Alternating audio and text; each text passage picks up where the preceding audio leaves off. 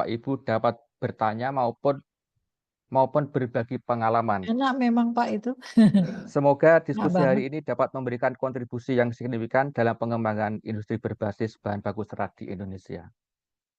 Untuk menyingkat waktu, maka sesi paparan akan segera kita mulai. Alokasi masing-masing presenter 15 menit, dan kami akan memberitahu 5 menit sebelum berakhir. Dan untuk efisiensi waktu pula, maka narasumber dipersilahkan menjawab pertanyaan peserta yang melalui chat room bila mana waktunya memungkinkan. Baik, mari kita mulai diskusi dengan presentasi yang pertama, yaitu Ibu Dr. Sri Sunarti. Mohon Mbak Fajar ditampilkan CV dari Ibu Dr. Sri Sunarti.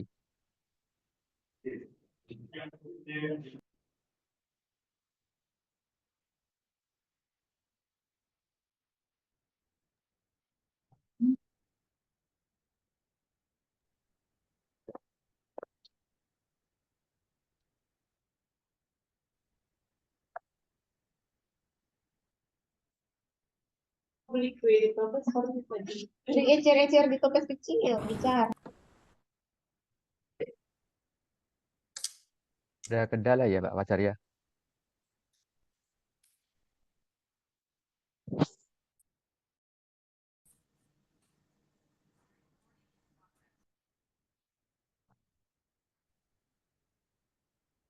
Baik, saya akan bacakan selintas.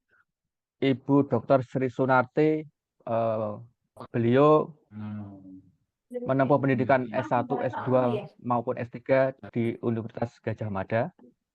Terakhir mendapat gelar doktoral tahun 2013.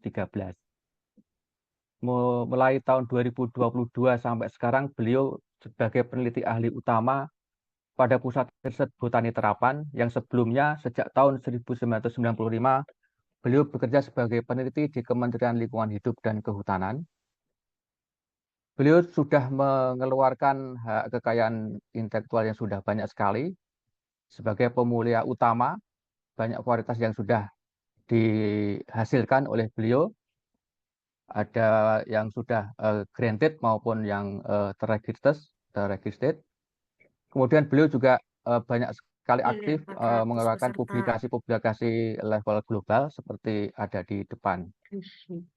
Untuk menyingkat waktu, maka saya persilakan beliau untuk menyampaikan materi paparan dengan judul Perakitan Varietas Unggul Baru Tanaman Hutan untuk Meningkatkan Produktivitas Bahan Baku Serat. Monggo Bu Sri, kami persilakan.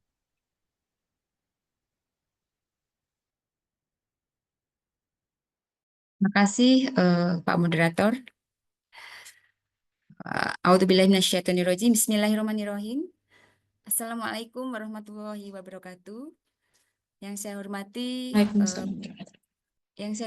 Pak Kapus Botani Terapan ataupun yang mewakili, kemudian Pak Ketua Kelis Pemulihan Sumber Daya Penghasil Serat, dan tentu saja Bapak dan Ibu peserta webinar semuanya yang saya hormati. Alhamdulillah di pagi yang berbahagia ini, insya Allah di bulan Ramadan ini penuh barokah, kita berbagi ilmu, insya Allah menjadi amal ibadah kita. Dan kali ini saya akan menyampaikan paparan dengan judul Perakitan Varietas Unggul Baru Tanaman Hutan untuk Peningkatan Produktivitas Bahan Baku Serat. Mungkin mohon izin saya share screen, Mbak Fajar, Pak Lili.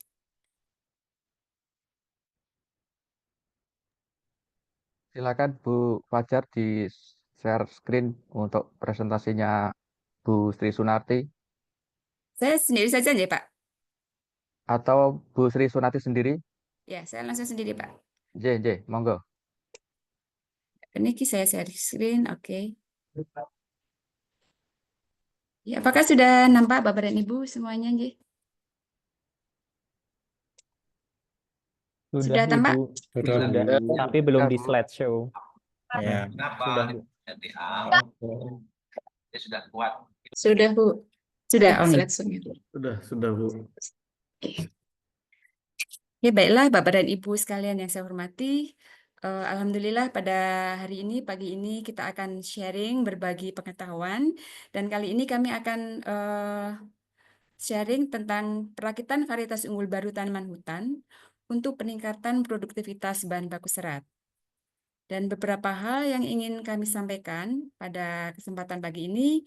Yang pertama adalah pendahuluan, kemudian time frame kegiatan varietas kita ini, kemudian alur perakitan varietas unggul baru, kemudian dilanjutkan dengan hasil-hasil perakitan varietas yang sudah kita hasilkan, dan yang terakhir adalah publikasi terkait dari varietas unggul baru yang telah kita hasilkan.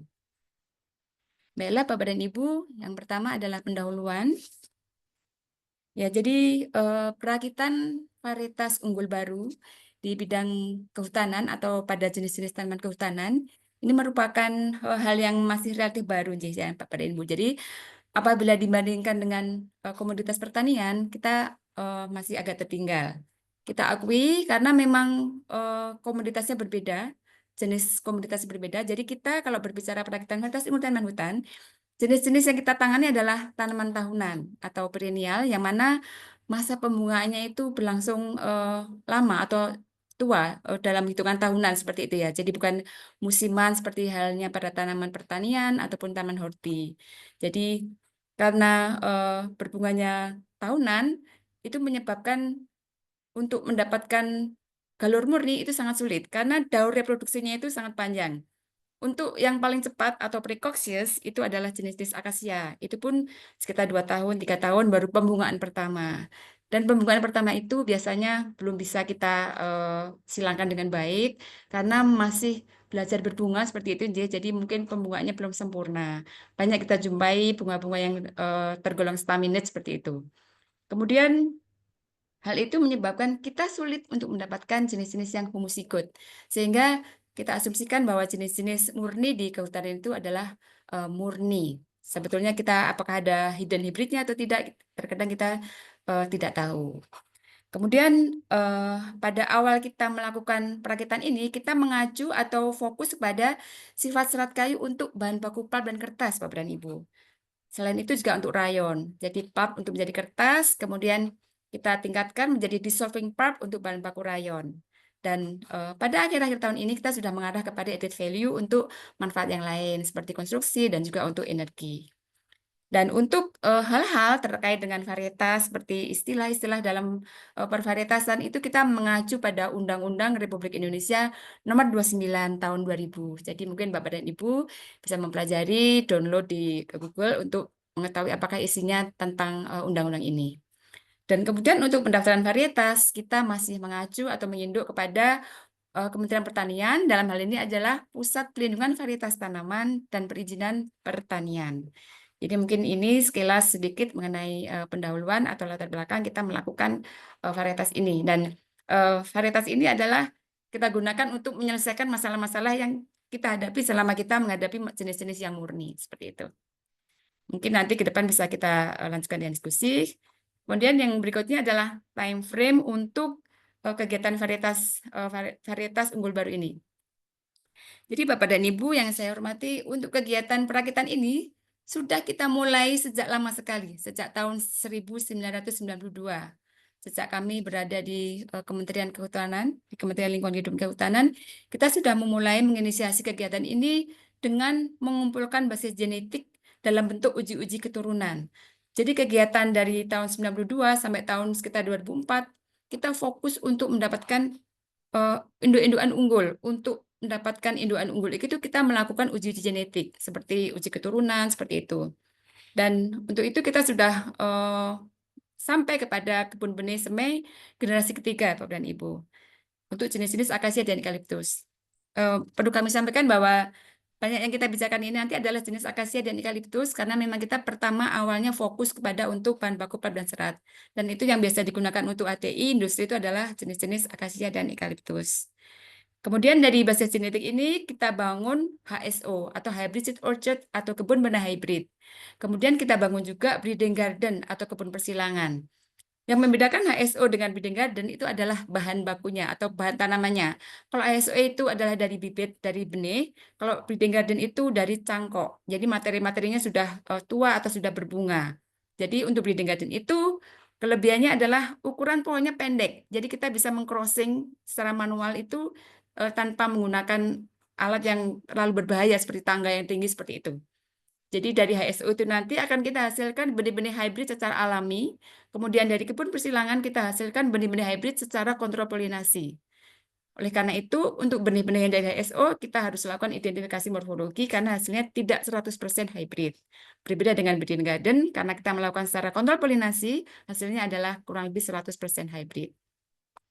Kemudian kita berjalan untuk 2008, kita baru memulai kontrol polinasi. Kemudian tahun 2019 kita baru memasuki masa pendaftaran varietas.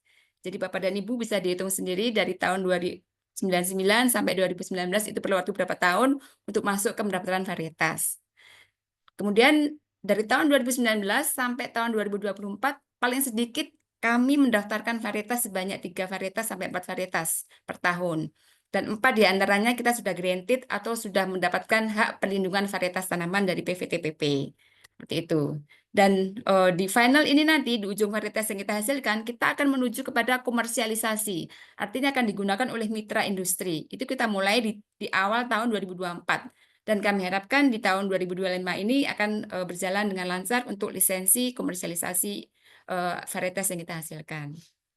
Demikian secara ringkas untuk time frame untuk perakitan varietas unggul baru. Kemudian berikutnya adalah urutan alur perakitan varietas unggul baru. Jadi Bapak dan Ibu kita saksikan bahwa basis genetik yang sudah kita miliki seperti uji keturunan jenis-jenis Mangium, Auricliformis, kemudian jenis Eucalyptus pelita, dan kita memiliki juga plot uji resistensi penyakit dan kebun benih hybrid yang semuanya itu merupakan aset atau kepemilikan dari KLHK waktu itu, di mana instansi kami dulu bekerja. Jadi dari basis genetik yang kita punya ini, kita melakukan persilangan. Seperti tadi sudah saya sebutkan, kita membangun kebun persilangan. Jadi kebun persilangan ini merupakan miniatur ataupun jenis-jenis pohon induk yang unggul itu kita klonal atau kita cangkok, kemudian kita tanam dalam satu kebun persilangan. Dan kita melakukan persilangan terkendali atau hibridisasi buatan di sini. Selain itu, kita juga membangun HSO seperti tadi itu dari indukan-indukan unggul atau pohon plus yang dari kebun benih semai itu kita buat dalam satu kebun benih hybrid, yang mana di situ nanti akan kita peroleh benih hybrid alami. Kemudian dari HSO dan benih yang dari breeding garden atau kebun persilangan kita semaikan dengan kemudian kita deskripsi morfologinya. Kita deskripsi juga kayunya dan kita deskripsi juga bagaimana kerentanan terhadap hama penyakitnya. Dan ini nanti hasilnya kemudian bibitnya kita perbanyak secara kultur jaringan dan stek pucuk kita gunakan untuk membangun genetik trial dalam bentuk uji klonal. Dalam uji klonal nanti kita lakukan seleksi, kemudian akan kita dapatkan klon-klon yang unggul, kemudian kita lanjutkan lagi bagaimana sifat-sifat seratnya, kemudian hensitnya seperti apa. Nah, seperti itu. Setelah lengkap sifat-sifat yang kita miliki, kemudian kita tentukan mana yang kita daftarkan untuk varietas unggul baru yang akan kita daftarkan ke PVTPP. Jadi alur seperti ini kita lalui terus Bapak dan Ibu. Dengan memiliki kebun benih hybrid, dengan memiliki breeding garden atau kebun persilangan, setiap tahun kita memproduksi hybrid yang sangat banyak. Dengan catatan pembungaan itu selalu dapat kita kawal dengan baik. Jadi jangan sampai kita kehilangan masa pembungaan seperti itu. Jadi saya ulangi sekali lagi, dengan memiliki HSO, hybrid seed orchard atau kebun benih hybrid, dan memiliki breeding garden atau kebun persilangan, kita setiap tahun akan memproduksi varietas yang baru. Nah, apakah itu unggul atau tidak?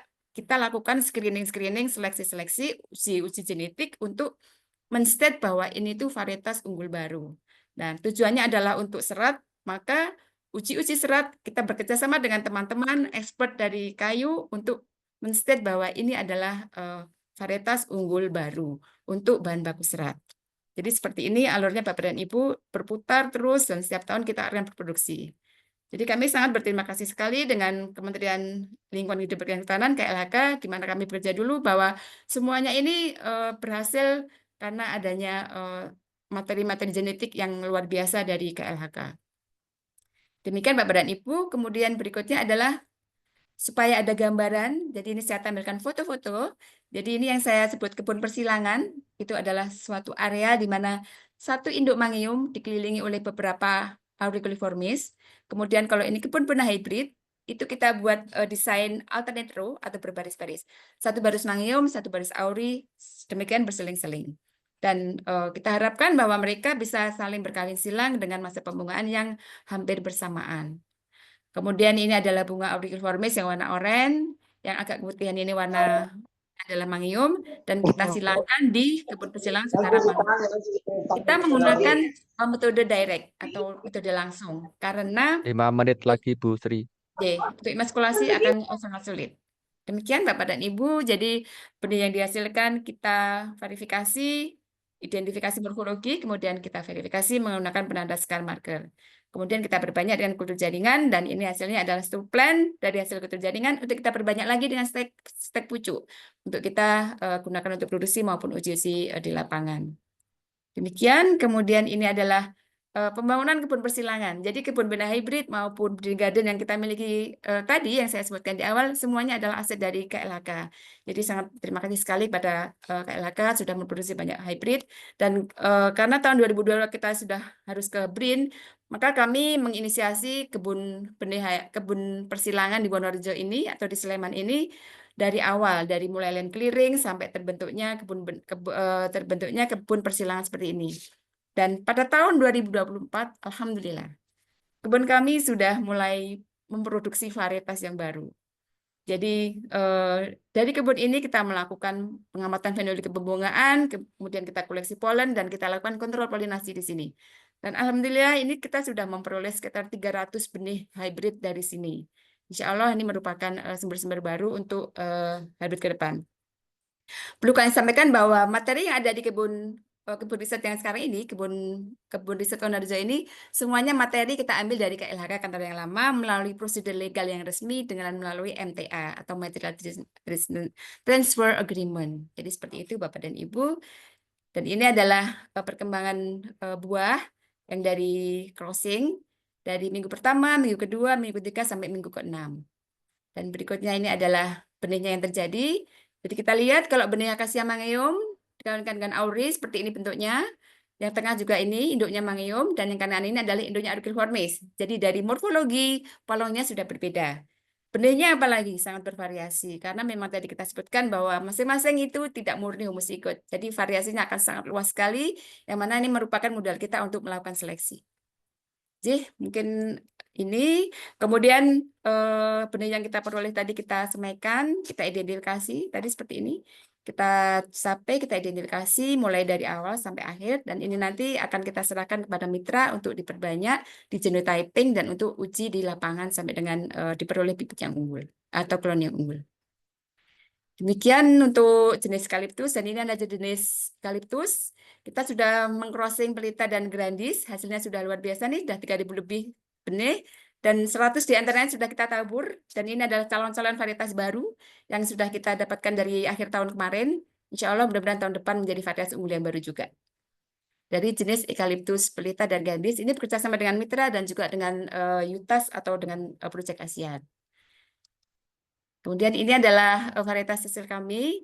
Ada 16, varietas Purwa Bersinar. Purwa Bersinar, Purwa itu adalah kantor kami yang lama yang lokasinya di Purwa Binangun. Bersinar itu adalah singkatan dari tim kami, dan EP006 adalah nama aksesi dari jenis ini. Ada 1, kemudian 2, kemudian 3, kemudian 4. Nah, kalau sertifikatnya biru, ini adalah hak PVT, sudah mendapatkan hak PVT. Kemudian yang berikutnya itu sertifikatnya kuning, ini masih terdaftar atau registered.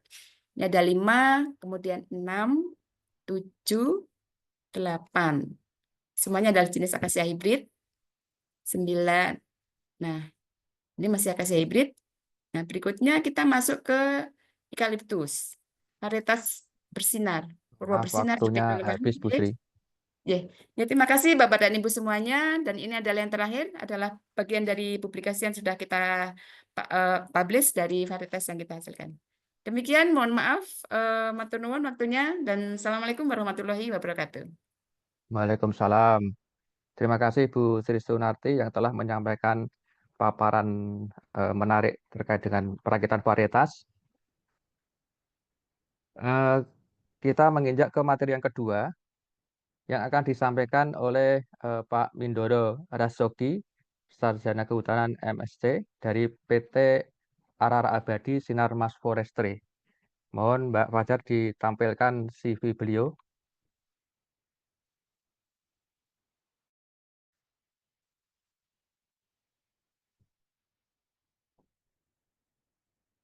Eh, saya panggil Mas saja ya. Mas Mindora Rasoki ini aktif sebagai peneliti wood science dan tree breeding. Beliau berpengalaman sekarang ini di Sinarmas Forestry di Wood Technology Department.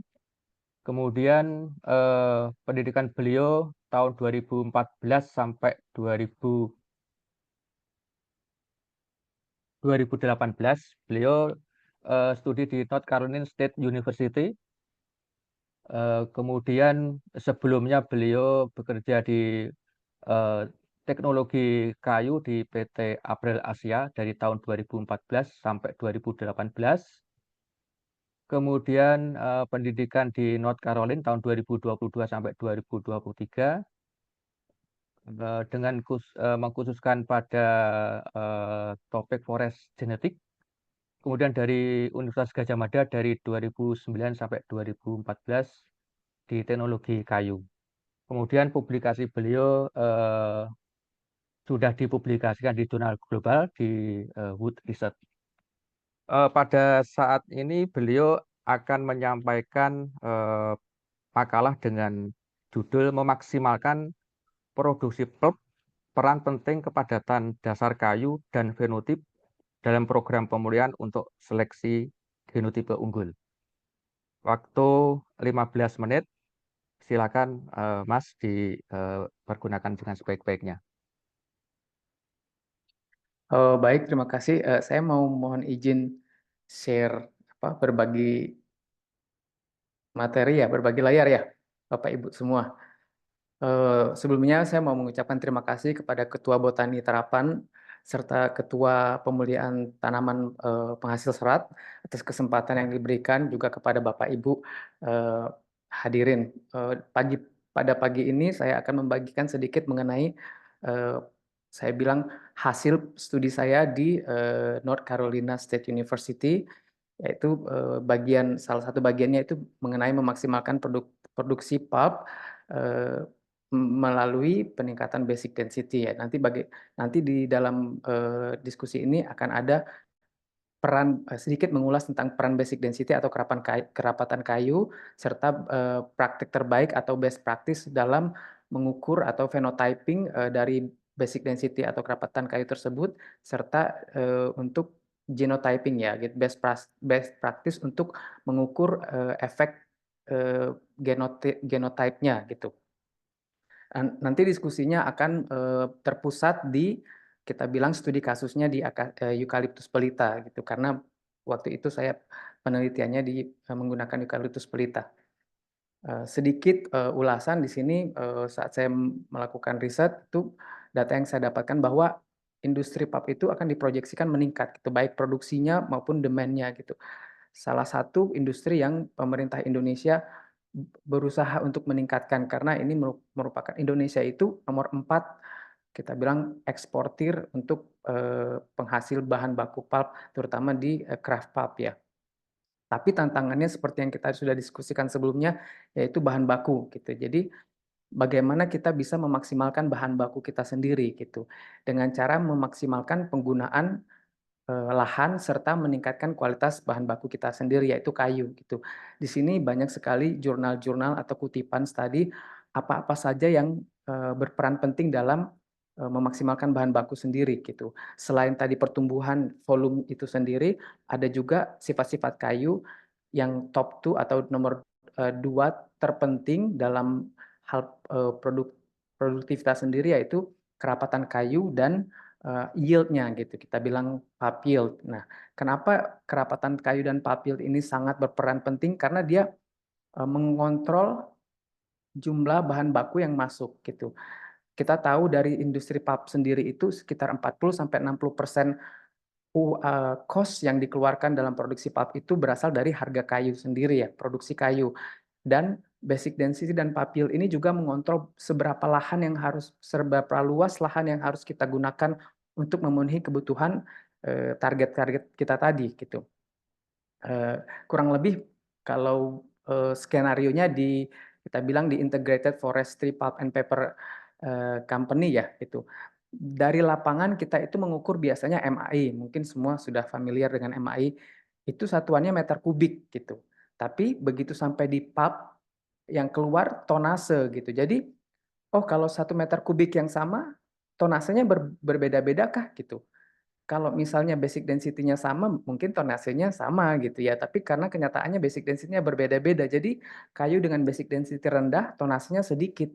Gitu. Kayu dengan basic density tinggi, tonasenya hasil pulp-nya itu jauh lebih banyak gitu, tergantung seberapa jauh perbedaannya gitu. Jadi MAI saja tidak mencerminkan gitu. Makanya kita bilang di prakteknya di perusahaan-perusahaan pulp and paper itu kita menggunakan salah satu indikator yang dibilang specific wood consumption. Itu adalah angka yang mencerminkan seberapa banyak meter kubik kayu yang dibutuhkan untuk memproduksi 1 ton pulp gitu. Jadi semakin besar angkanya berarti semakin boros kayunya, menunjukkan bisa density-nya lebih rendah atau yield-nya, pulp yield-nya juga lebih rendah. Nah, ini juga akan berpengaruh terhadap seberapa luas area yang kita harus panen gitu. Kalau volumenya mungkin sama MAI-nya, tapi karena density-nya rendah, tonase yang keluar rendah. Jadi mill sendiri itu terpaksa harus memasak lebih banyak kayu gitu. Implikasinya harus memanen lebih banyak kayu gitu. Jadi untuk memenuhi 1 ton itu hektar yang dipanen jauh lebih besar daripada yang kita bilang kayu-kayu dengan density tinggi ya. Ini studi kasusnya gitu, salah satu chapter penelitian saya. Jadi saya meneliti kayu dengan karakteristik berbeda gitu. Kemudian umumnya perbedaannya disebabkan oleh umur ya. Di sini basic density yang lebih rendah dan yang lebih tinggi gitu. Kisaran sekitar perbedaannya 20 kg per meter kubik gitu. Kalau untuk pulp yield-nya sekitar 1% gitu. Tapi ini berbagai klon, sekitar ada 27 klon. Jadi range-nya itu seperti yang di 5 tahun itu bisa 490 sampai 670. Jadi bayangkan betapa potensial gain-nya betapa besar gitu ya. Karena kalau kita salah pilih yang rendah, ya ruginya banyak gitu. Hanya dengan perbedaan rata-rata sekitar 20 kilogram per meter kubik dengan pulp yield 1%, implikasinya kalau kita kalkulasi untuk memproduksi 1 ton pulp saja, itu kayu yang density lebih rendah 20 kg per meter kubik itu harus menambah extra cost sekitar $4 per ton. Wah, orang berpikir $4 per ton, wah kecil sekali, tapi produksi pulp and paper itu dalam 1 hari puluhan ribu ton, jadi begitu besar efeknya ya. Ini kalau kita lihat perbandingannya, kalkulasinya gitu. Kita simulasikan saja 1.000 ton gitu. Aktualnya pada prakteknya itu sekitar 10.000 sampai 12.000 ton per hari kita bilang di industri Indonesia ya. Itu.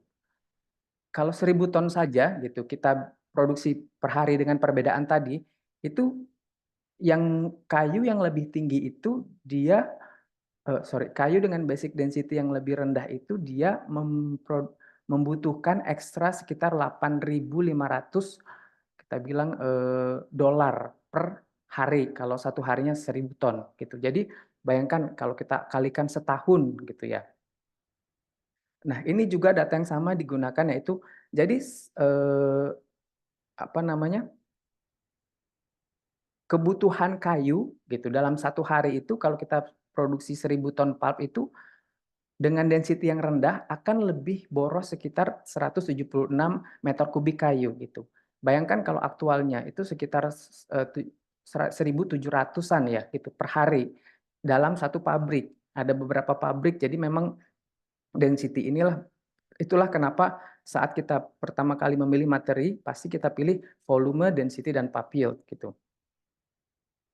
Terus ini kebutuhan lahannya gitu saya bandingkan. Jadi kalau kayu tadi yang density-nya itu rendah yang 5 tahun tadi, kalau dibandingkan yang dengan 7 tahun, saya rata-rata dalam 1 hari harus menebang 7 hektar lebih banyak gitu. Jadi additional 7 hektar setiap harinya. Itu kalau 1.000, kalau 10.000 77 hektar gitu. Jadi boros menanam, boros memanen, kegiatannya juga daily cost-nya juga tinggi gitu. Apa yang bisa kita lakukan ya untuk memenuhi kebutuhan tadi? Salah satunya ekspansi, cuman karena saya di bidang breeding, jadi saya lebih tertarik ke yang kita bilang pemulihan tanaman ya, tree breeding gitu pendekatannya. Nah, untuk ini summary ya, karena di sini banyak ahli breeder, jadi saya summary-kan saja. Kurang lebih garis singkatnya dalam kita memproduksi klon-klon yang varietas unggul itu, pertama kali yang harus kita lakukan itu kita harus tahu variasi kayu, variasi sifat-sifat kayu yang mau kita breeding sendiri. Yang kedua, 5 menit, Mas. dari variasi sifat kayu Waktu itu tinggal 5 menit ya. seberapa jauh kontrol dari genetiknya gitu. Berikutnya itu cost-nya gitu. Nah, ini studi kasusnya di Eucalyptus pelita seperti yang saya bilang. Ini tipikal breeding dalam eucalyptus itu kurang lebih 15 tahun ya kalau kita pakai metode konvensional minimal. Tapi kalau kita bilang kalau kita bisa menyeleksi lebih awal jadi lebih singkat 6 tahun dan gainnya lebih besar gitu. Nah, pertama tadi bagaimana cara mengukur variasi yaitu dengan cara phenotyping gitu. Pertama kita harus mengetahui bagaimana sih variasi kayu itu di dalam satu pohon. Ini data yang saya hasilkan, kayu itu meningkat dari umur muda ke umur tua gitu. Jadi dari pit to bark-nya itu kayunya meningkat. Peningkatannya juga lumayan ekstrim ya, bisa sampai 100 gitu. Sama juga dari pangkal sampai ujung basic density-nya itu bervariasi gitu. Jadi seperti yang kita lihat ini naik sampai sekitar 50% atau 75% tinggi, kemudian turun. Implikasinya, jadi bagaimana kita sampling? Apakah kita sampling semua atau satu poin saja? Itu. Nah, kebetulan hasilnya yang terbaik itu adalah di posisi 25%. Tapi posisi DBH sekitar 5% juga memberikan hasil yang tidak kalah dengan posisi 25%. Jadi di aplikasinya kita sering menggunakan posisi DBH gitu, meskipun bukan yang terbaik ya. Kedua, seberapa jauh sih genetik kontrolnya? Apakah berubah seiring waktu gitu? Dan apakah berapa gain yang akan kita peroleh gitu ya? Ini proses penghitungannya mungkin saya skip aja ya gitu. Nah, ini data heritability trend untuk basic density di Eucalyptus pelita gitu. Kita bilangnya broad sense heritability karena kita bermain dengan clone ya gitu. Di umur 2 tahun itu sangat tinggi sekitar 0,8. Kemudian di seiring waktu makin tinggi pula gitu heritability-nya. Jadi ini kabar baik buat kita karena sekitar 80% variasi itu dipengaruhi oleh genetiknya. Berarti bisa kita turunkan dan bisa kita seleksi yang terbaik. Kalau kita lihat korelasi umurnya gitu dari 2 sampai muda gitu, genetik korelasinya. Di sini juga sangat bagus gitu. Jadi di umur 2 tahun itu kalau kita seleksi di umur 2 tahun, hasil yang kita dapatkan itu sama dengan di umur kita bilang 5 tahun atau 8 tahun. Misalnya rotasinya 5 tahun atau 8 tahun, kita bilang begitu ya. Jadi, oh saya nggak perlu khawatir saya pilih 2 tahun nanti yang terbaik tiba-tiba di 5 tahun jadi yang paling jelek gitu. Enggak, karena korelasinya kita bilang sekitar 0,94 ya gitu. Jadi hampir 100%. Klon yang unggul di umur 2 tahun akan selalu unggul di umur 5 tahun atau umur 8 tahun begitu. Nah, begitu juga berimpact dengan selection efisiensi. Jadi seberapa efisiensi seleksi kita gitu. Kalau kita ukur di tahun panen ya berarti 1 lah kita bilang gitu, kurang efisien. Semakin kita mudah seleksi, semakin kita bilang semakin singkat shortcut kita gitu. Di sini umur 2 tahun juga menunjukkan bahwa kalau saya pilih di umur 2 tahun untuk rotasi 5 tahun, efisiensi seleksi saya meningkat dari 1 menjadi 2,2 gitu. Jadi 2,2 kali lebih efisien gitu ya. Jadi pesannya memang kita sebaiknya memilih melakukan phenotyping itu di umur 2 tahun gitu. Jadi summary dari hasil penelitian saya tadi itu apa? Pertama, untuk phenotyping sendiri saat mengambil sampel itu di posisi 25% tinggi itu yang terbaik, tapi 1,3 itu most reliable kita bilang. Bisa diakses dan hasilnya juga akurat, baik untuk individu level ataupun clonal average gitu. Misalnya saya membandingkan satu individu ke individu lain di progeny atau klon satu ke klon lain di clonal trial gitu. Kedua, over time itu perubahan heritability seiring waktu itu nggak begitu besar meskipun ada peningkatan gitu. Nah, korelasinya, genetik korelasi antara umur 2 tahun sampai dan umur 5 atau 8 tahun itu sangat kuat. Jadi memungkinkan kita untuk menyeleksi di usia muda gitu. Aplikasinya bagaimana? Sekarang di Sinarmas itu sudah diaplikasikan untuk seleksi di umur 2 tahun hingga kita memotong yang tadinya minimal 15 tahun sekarang menjadi 6 tahun gitu ya. Jadi lebih singkat, cepat dapat klonnya gitu. Terima kasih, saya sedikit mau membagikan ini penelitian merupakan support dari peneliti-peneliti advisor saya itu Dr. Gary, Dr. Juan dan Dr. Hasan. Oke, Bapak dan Ibu, terima kasih. Saya harap waktunya nggak berlebihan ya, Pak, Bu. Gimana nih waktunya? Tepat waktu, Mas. Tepat Oke. waktu. Ye. Ini gimana kalau ada Terima- pertanyaan di skip atau nanti? Nanti setelah selesai semua presentasi, Mas. Baik, baik, Pak. Ye. Terima kasih, Mas Mindoro Rezoki telah menyampaikan paparan yang kedua. Kemudian menginjak ke pemateri yang ketiga, ini akan disampaikan oleh Dr. Rizky Arisandi dari Fakultas Kehutanan Universitas Gadjah Mada. Tolong Mbak Fajar, CV beliau Mbak Fajar.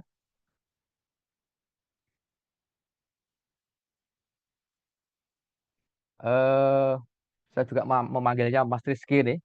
Mas Rizky ini S1, S2, dan S3 diselesaikan di Universitas Gadjah Mada. Terakhir S3 beliau lulus tahun 2022. Kemudian pengalaman dari 2023 sampai sekarang beliau dosen teknologi hasil hutan pada Fakultas Kehutanan Universitas Gadjah Mada, sekaligus Kepala Laboratorium Sifat Dasar Kayu Fakultas Kehutanan Universitas Gadjah Mada.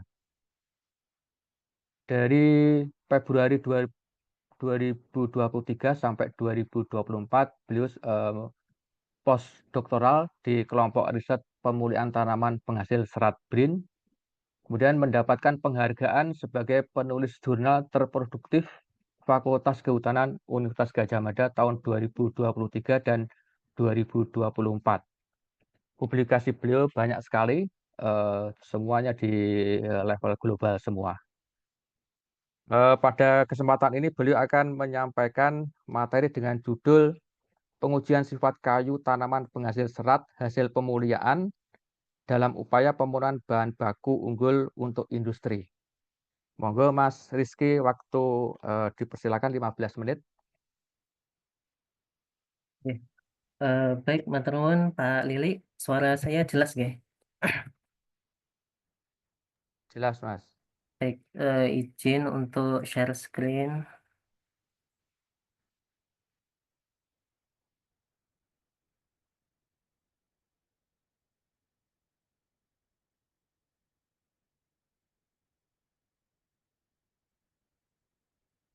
Baik, Assalamualaikum warahmatullahi wabarakatuh. Selamat siang Bapak Ibu semua yang saya hormati, Kepala Pusat Botani Terapan, yang saya hormati Ketua Kelompok Riset, Bapak Dr. Arifin Manto, dan Bapak Ibu yang telah hadir pada pagi hari ini. Senang sekali bisa berbagi terkait dengan beberapa riset yang kami lakukan. Nah, ini sebenarnya riset-riset yang kami lakukan ketika saya postdoktoral di kelompok risetnya Pak Arif. Ya, nanti ada beberapa materi dan ini memang basicnya riset ya terkait sifat-sifat kayu, hasil pemuliaan dalam upaya pemenuhan bahan baku untuk industri. Karena ini terkait dengan serat, biasanya nanti fokusnya memang industri pulp dan kertas. Dan meskipun nanti beberapa juga ada untuk beberapa industri selain kertas sebagai nilai tambah jika nanti juga mengarah ke sana. Nah, kita sudah ketahui bahwasanya memang kalau zaman dulu breeder ya fokus bagaimana membuat pohon itu berdiameter besar, cepat tumbuh, batang yang lurus dan lain sebagainya. Tetapi di sisi lain tidak dilihat bagaimana sifat-sifat kayunya. Sehingga ketika sudah sampai industri, baik itu industri kayu ataupun industri pulp dan kertas. Nah, ini tidak sesuai requirement atau syarat yang dibutuhkan seperti itu. Nah, oleh karena itu, eh, misalnya BJ-nya rendah atau kerapatan dasarnya rendah, kemudian tidak awet, terasnya tinggi atau rendah. Nah, misal terasnya tinggi, nah kalau untuk pulp dan kertas ini kurang bagus. Karena apa? Kandungan kayu teras yang tinggi ini menyebabkan kadar ekstraktifnya pun yang tinggi. Ya, misalnya ekstraktif lipofilat yang nanti menyebabkan pitch problem atau bintik hitam di dalam pulp dan kertas. Atau dan lain sebagainya. Sehingga ini sangat penting peran dari peneliti kayu ya untuk melihat bagaimana sifat-sifat kayunya sebelum nanti masuk ke industri. Nah, karena apa? Kayu memiliki beberapa variasi ya, variasi sifat-sifat kayu baik among tree variation atau within tree variation. Misal within tree variation ya kita bisa lihat ya secara radial ada kayu teras, kayu gubal, kayu dewasa, kayu juvenil dan lain sebagainya. Nah, kalau misal secara pangkal sampai ujung ya tadi sudah disampaikan Pak Mindoro ya. Sifatnya juga berbeda, kerapatan dasarnya berbeda dan lain sebagainya. Oleh karena itu ya ini sangat penting.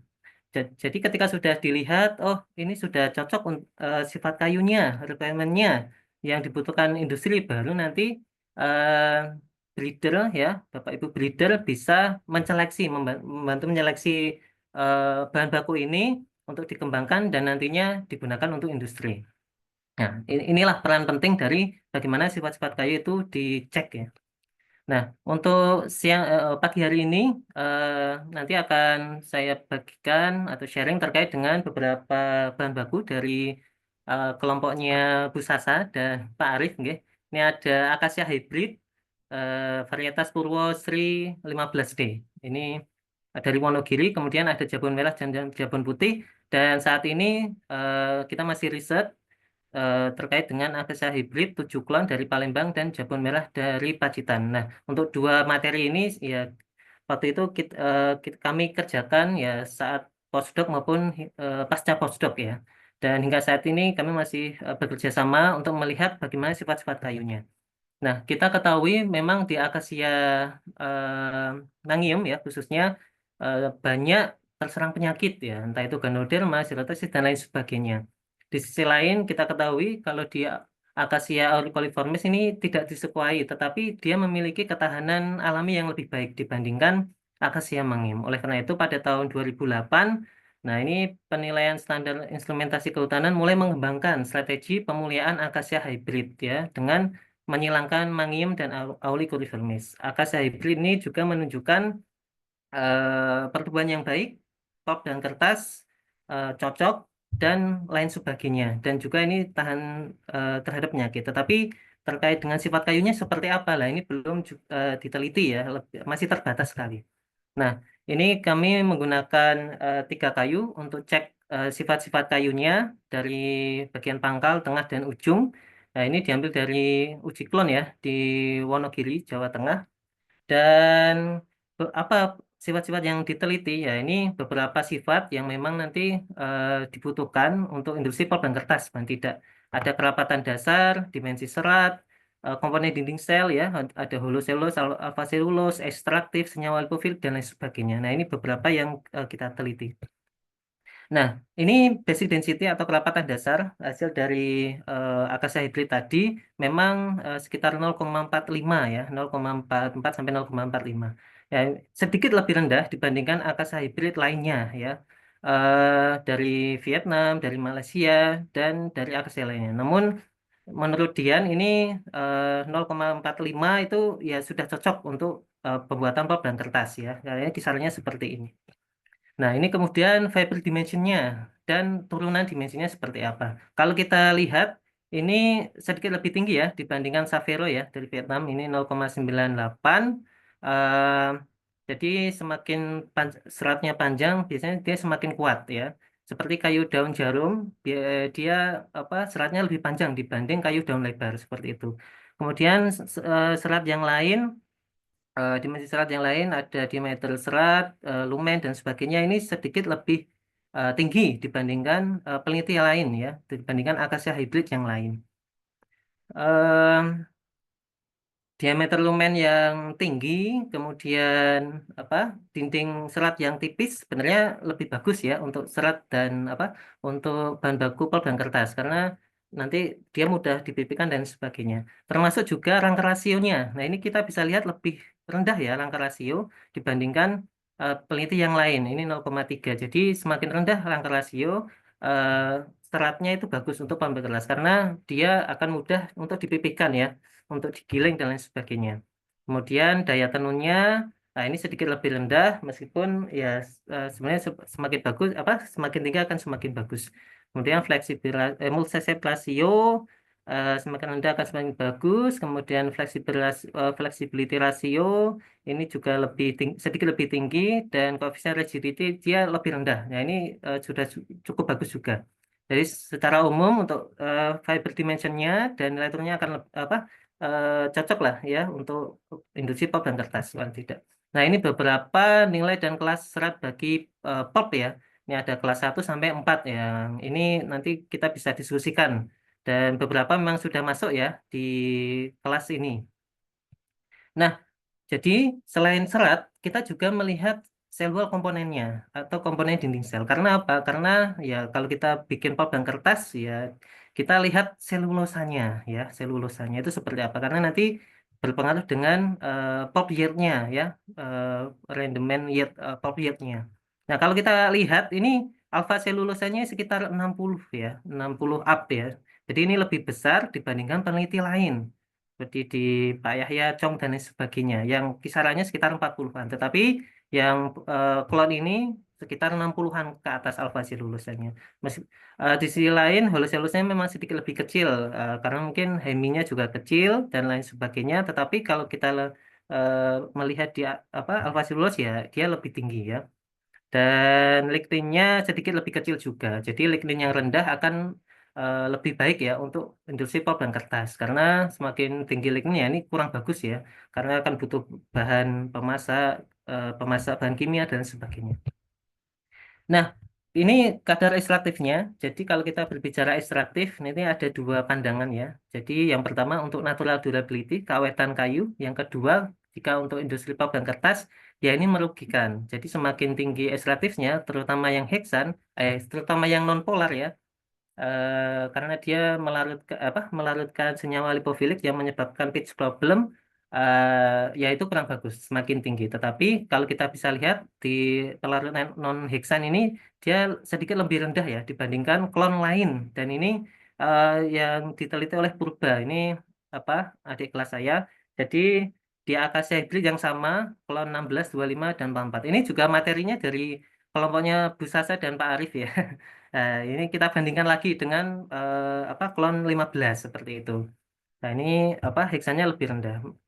Meskipun usianya lebih tua ya klon yang saya teliti ini ya, 10 tahun. Nah, ini umur 6 tahun. Tapi kadar ekstraktif non polarnya lebih rendah. Di sisi lain juga polarnya itu juga sedikit lebih rendah dibandingkan penelitian lain. Kemudian 5 menit lagi persentase Mas Rizky. gimana? Oh ya, 5 menit lagi. Nah, itu ya kalau kita berbicara terkait ekstraktif kayu. Nah, ini senyawa lipofiliknya. Nah, ini diuji dengan GCMS, kita lihat senyawa apa saja. Jadi memang kita fokus ke sterol dan fatty acid atau asam lemak yang rantingnya panjang. Nah, ini apa? Ini yang menyebabkan pitch problem ya. Tetapi kalau ini saya bandingkan dengan penelitian lain ini sedikit lebih rendah. Jadi ini baguslah untuk paling tidak bahan baku untuk pulp dan kertas. Nah, ini ya komposisinya terkait senyawa lipofilik. Dan ini total fenolik, ini lebih ke senyawa yang untuk ketahanan alami. Ya meskipun sedikit lebih rendah, tetapi ini sudah mendekati ya ketahanan alami dengan klon sebelumnya ya, yang diteliti oleh Purba ya, et al. 2021. Nah satu saja flavonoid juga sama ya. Memang kalau kita lihat sedikit lebih rendah, tetapi waktu kita cek di antioksidannya dia sedikit lebih tinggi ya. Nah, di sini ya. Nah, ini sedikit lebih tinggi. Dilihat IC5-nya. Ini mengindikasikan ketahanan alami dari klon 15 ini lebih baik, sedikit lebih baik dibanding klon sebelumnya. Ini kalau fungsinya, jadi varietas ini cocok untuk dikembangkan sebagai bahan baku pulp dan kertas, meskipun kecepatan pertumbuhannya masih perlu ditingkatkan ya, karena memang umur 10 tahun ini ternyata diameternya lebih rendah ya dibandingkan tiga klon sebelumnya ya, 16, 25 dan tadi yang sudah saya sampaikan. Selanjutnya ini jabun merah, jabun putih, ini juga saya teliti. Jadi ini masih melihat sifat-sifat dasarnya untuk bahan baku kertas ini juga apa bisa menjadi pertimbangan ya dan dikembangkan untuk khususnya untuk peneliti dari BRIN ya di kelompok seratnya. Ini kita menggunakan 3 famili untuk masing-masing jenis ya, akasia Anthocypalus cadamba dan Macrophyllus ya, jabun merah dan jabun putih itu diambil dari Wonogiri juga. Sama kita lihat cell wall komponennya ya, ini untuk seratnya memang belum kita cek ya, ini masih berjalan, namun kita sudah cek komponen dinding selnya. Kalau secara umum komponen dinding selnya baik holoselulose, alpha selulose dia sedikit lebih tinggi dibandingkan fast growing spesies lain ya, seperti Amirta, ini peneliti Amirta dan saya di Eucalyptus pelita ternyata di apa jabun ini sedikit lebih tinggi ya dibandingkan yang lain. Sama hemiselulose dan lignin juga sama ya. Meskipun sedikit lebih rendah ya untuk jabun merah ataupun jabun putihnya. Ini juga dicek ekstraktifnya karena juga untuk melihat ketahanan alaminya dan bagaimana dia cocok tidak untuk industri pulp dan kertas. Kita juga cek selain kayu juga kulitnya tadi juga sama ya. Karena ya untuk melihat nilai tambah dari kulit ya, selama ini kulit itu dibuang ya untuk pulp dan kertas, tetapi sebenarnya secara nilai tambah kita bisa cek juga seperti apa nilai tambahnya. Ini sama secara umum kalau di jabun merah atau jabun putih kalau dibandingkan akasia sebelumnya ini ekstraktifnya lebih rendah. Fenolatnya ya, fenolat dan flavonoidnya. Sehingga memang ketahanan alamnya sedikit lebih di bawah tadi ya, akasia hybrid yang di klon 15. Selain itu juga kami cek senyawa lipofiliknya, di mana ini juga untuk melihat potensi pitch problem dari jabun merah ataupun jabun putih.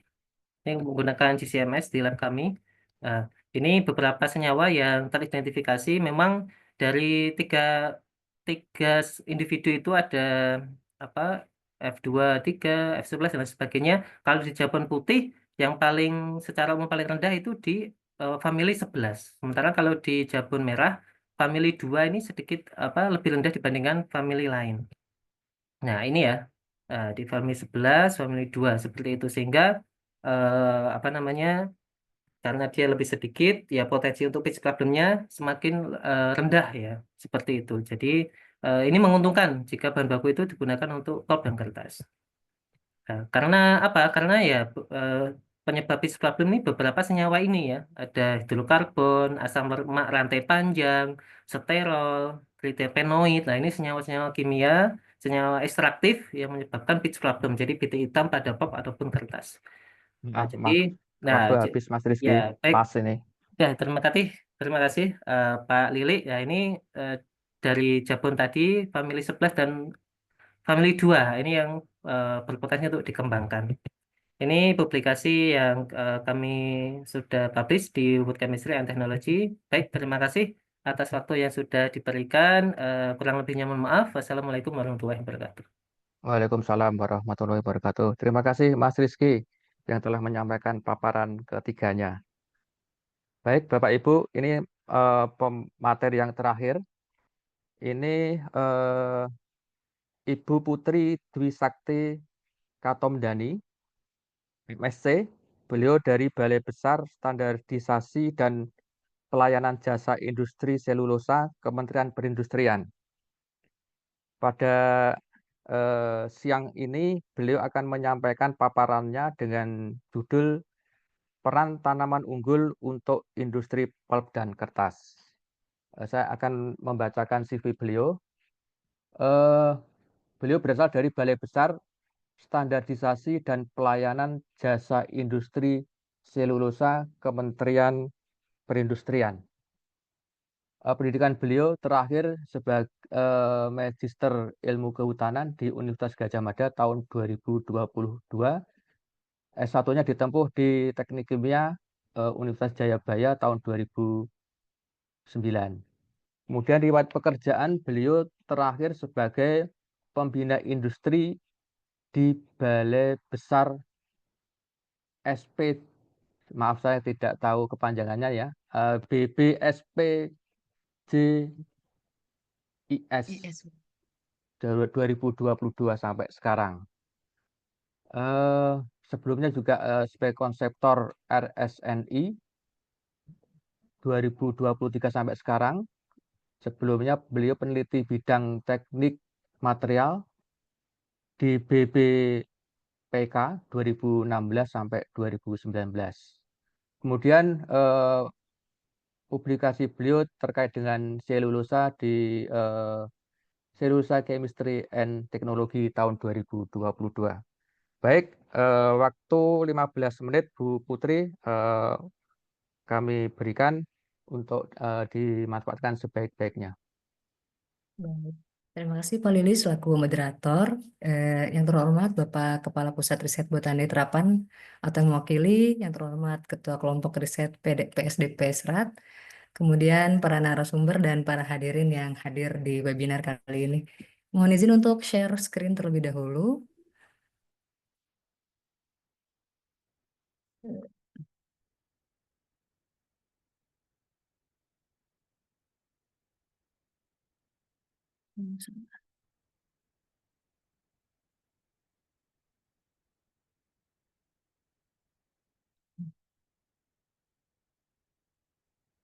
Ya, sebelumnya perkenalkan saya Putri Tomdani,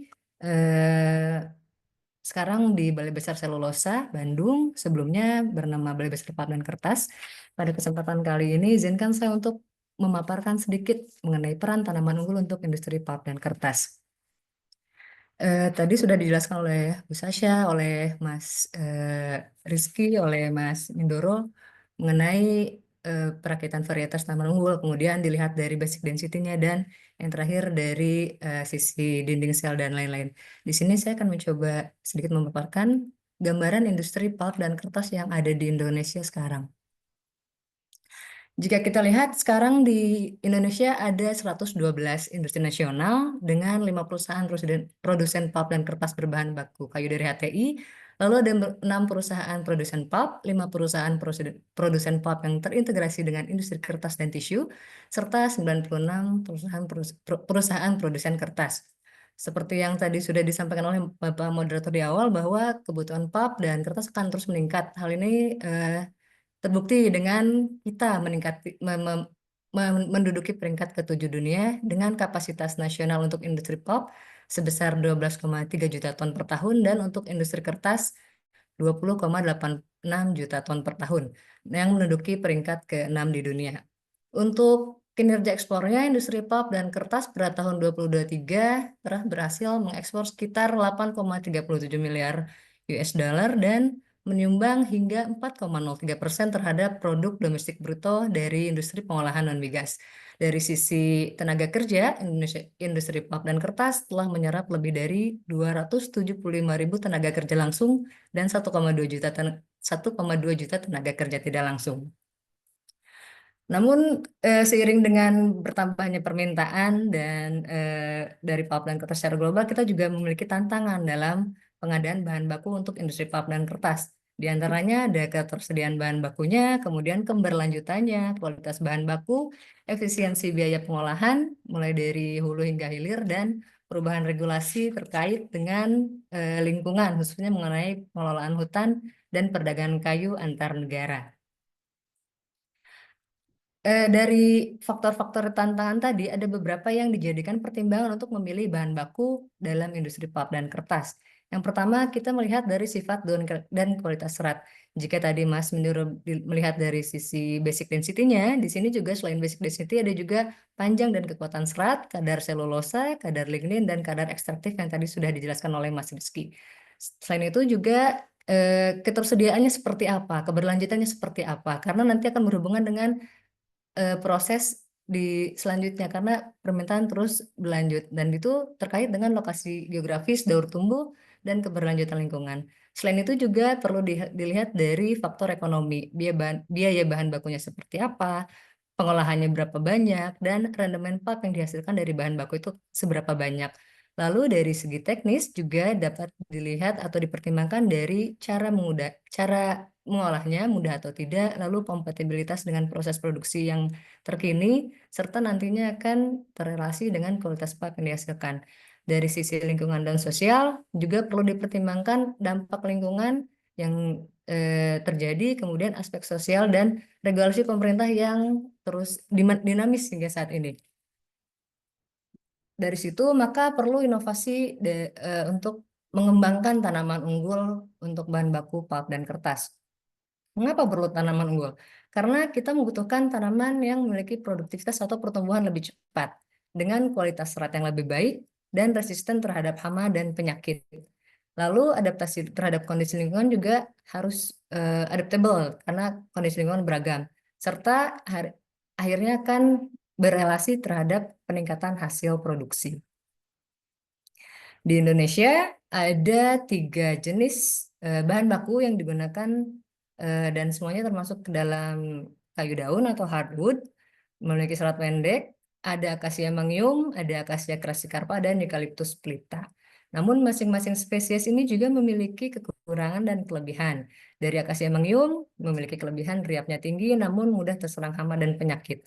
Lalu dari akasia crassicarpa mampu tahan di lahan marginal seperti lahan gambut, kadar ekstraktifnya rendah, riapnya tinggi namun harus dipanen sebelum tumbang karena tadi tumbuhnya di lahan-lahan marginal. Kemudian untuk eucalyptus splitta riapnya rendah tapi tahan terhadap hama dan penyakit. Nah, salah satu yang dikembangkan oleh dulu tempat Bu Sasha Biotifor itu ada akasia hibrid. Jadi pada tahun 2022 saya meneliti yang klon 44. Mengapa akasia hibrid? Karena merupakan varietas persilangan antara akasia mangium dan akasia auriculiformis dan diklaim dapat tumbuh lebih cepat, tidak mudah terserang penyakit, lebih mudah beradaptasi pada lahan marginal dibandingkan dengan spesies induknya, lalu memiliki karakteristik serat, komposisi kimia, serta kerapatan yang lebih baik daripada induknya. Hal ini akan menghasilkan rendemen pulp dan kekuatan kertas yang lebih baik. Lalu di Vietnam, India, dan Bangladesh ternyata akasia hibrid ini sudah dijadikan bahan baku untuk industri pulp dan kertas berskala besar. Dan pada tahun 2018, Kardiansyah dan kawan-kawan telah meneliti klon 44 dari akasia hibrid ini untuk menghasilkan dissolving pulp dan sesuai dengan SNI Pulp Rayon 0938/2010. Nah, untuk saya di sini merangkum beberapa penelitian dari tanaman-tanaman tersebut. Ada akasia mangium, akasia crassicarpa 5 tahun, eucalyptus splitta 6 tahun, akasia hibrid 5 tahun, dan akasia hibrid 6 tahun. Ada 4 faktor yang saya soroti di sini, dimulai dari panjang serat, kemudian dari kadar selulosa, kadar lignin, dan kadar ekstraktifnya.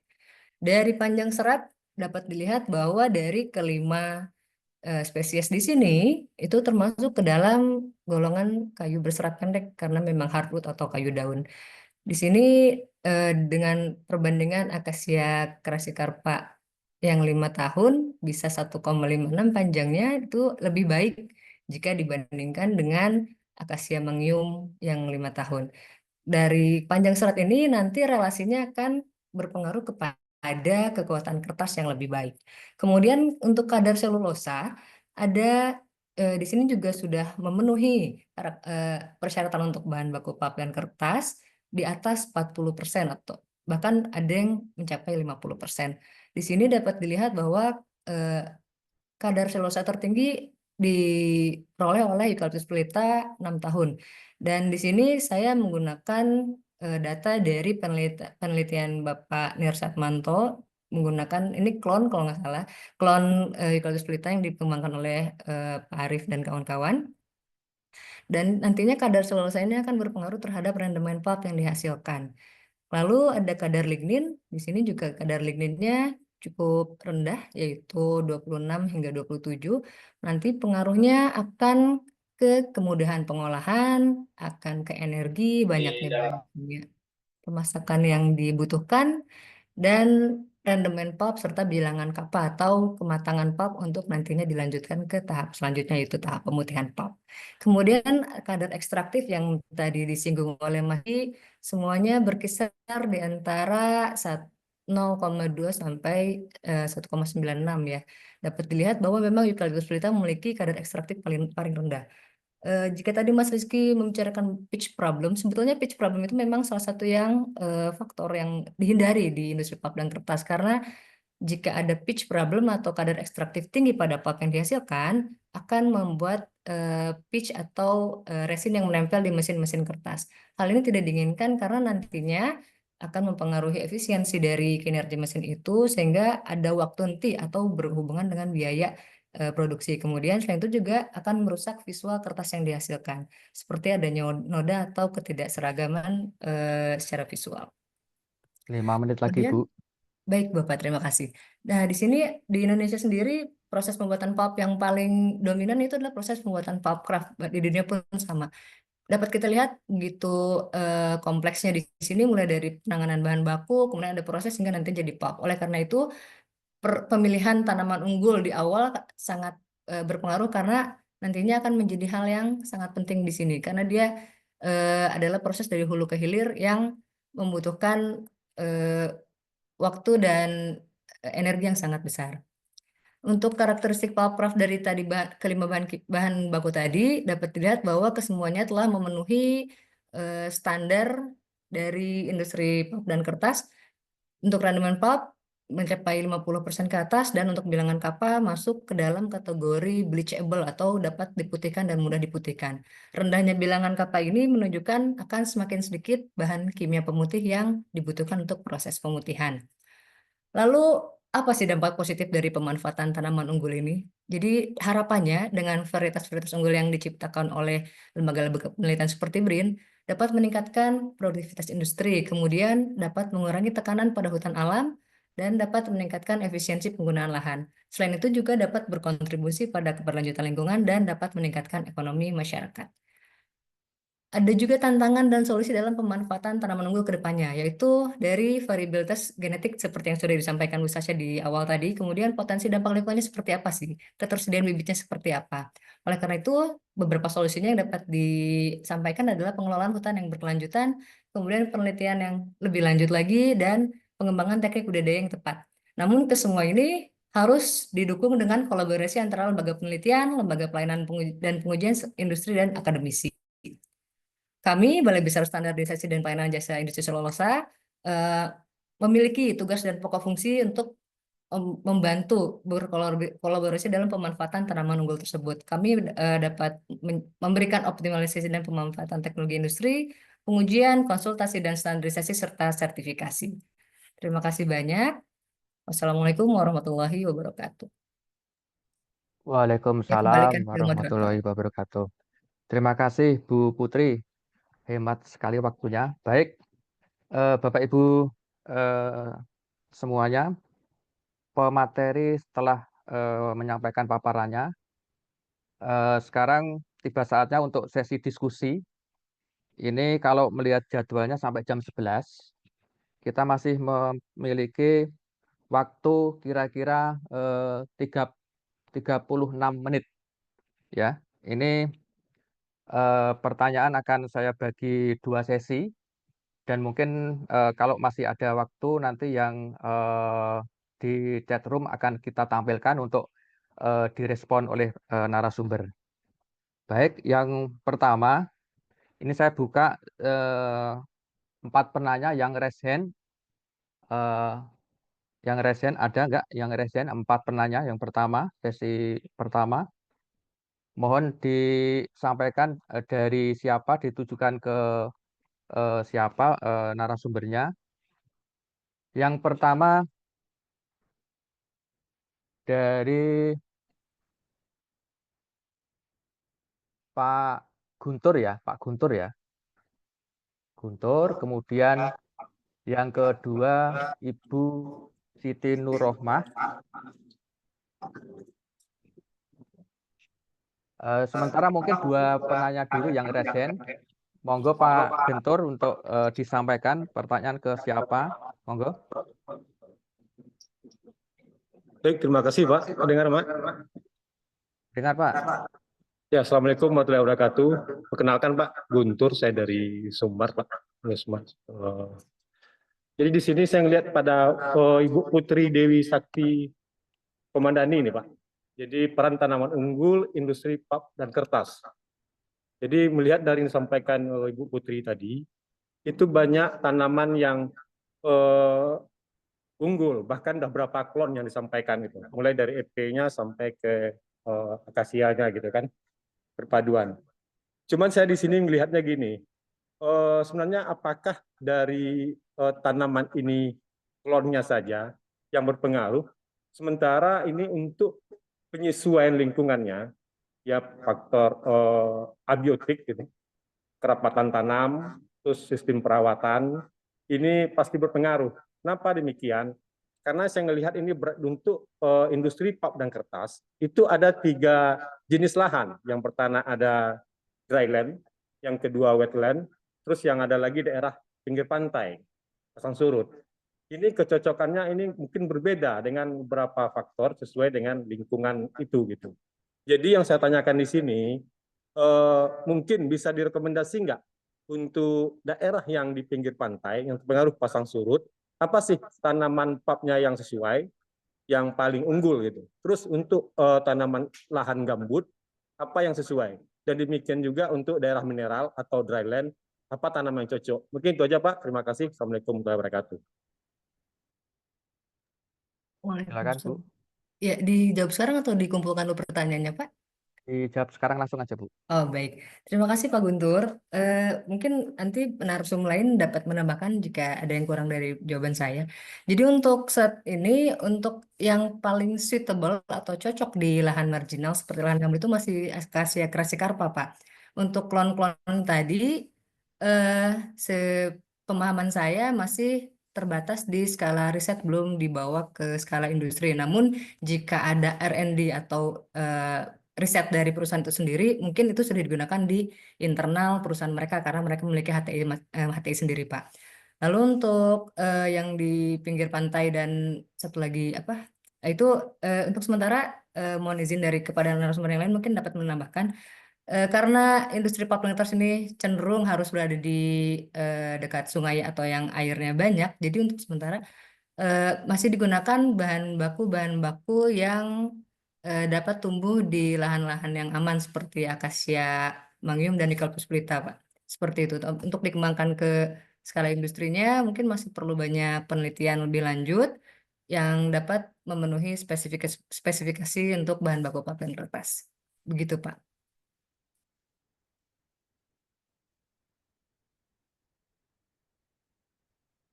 Oke, terima kasih Bu Putri. Ya sebenarnya hal ini kan berpengaruh sama rendemen. Jikalau rendemennya baik, otomatis perusahaan pulp dan kertas pasti akan memakai itu ya. Tapi terima kasih Bu, sangat perlu tinjauan ulang dari riset dan development suatu perusahaan. Oke, terima kasih Bu. Assalamualaikum warahmatullahi wabarakatuh. Waalaikumsalam. Terima kasih Pak Guntur. Warahmatullahi wabarakatuh. Bisa saya tambahkan, Pak?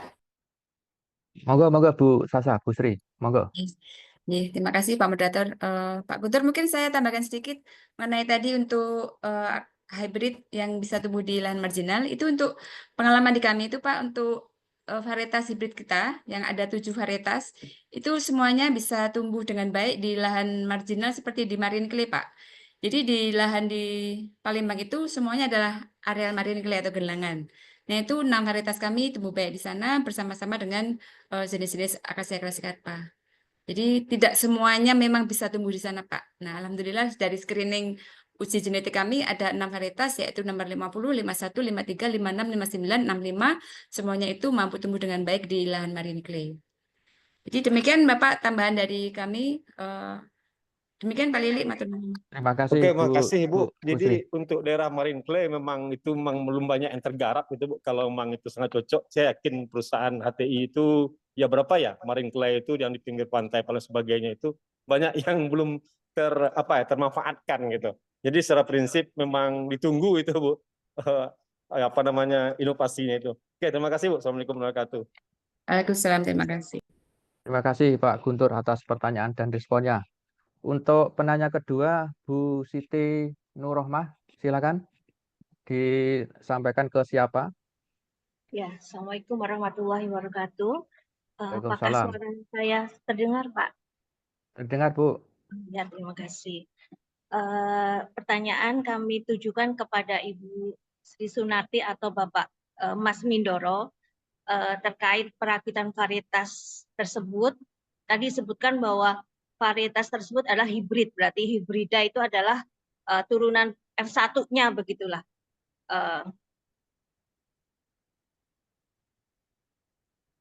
Varietas tersebut kan paling cepat itu diuji seperti yang disampaikan Mas Mindoro itu sekitar 2 tahun terkait target kualitas yang diinginkan begitu.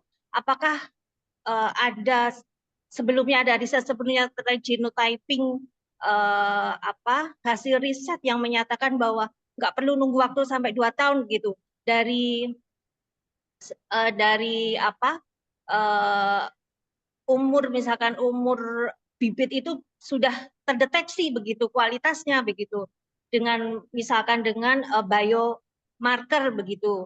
Apakah sudah ada, apakah sudah dilakukan di di riset di grupnya Pak Mindoro maupun Ibu Sri Sunarti begitu. Jadi waktu 2 tahun itu kan ya lumayan begitu. Kalau bisa di screening lebih awal itu lebih efektif begitu. Terus yang pertanyaan kedua tadi kan tanaman hibrida itu untuk pemenuhan kebutuhan di lahan itu dikembangkan dengan teknik kultur jaringan begitu. Untuk teknik kultur jaringan yang menghasilkan kualitas yang sama dengan target yang diinginkan itu sampai berapa generasi subkulturnya begitu, karena dengan kultur jaringan juga akan berpengaruh terhadap kualitas juga kalau dilakukan secara terus menerus begitu. Cukup sekian Pak, terima kasih atas kesempatannya. Assalamualaikum warahmatullahi wabarakatuh.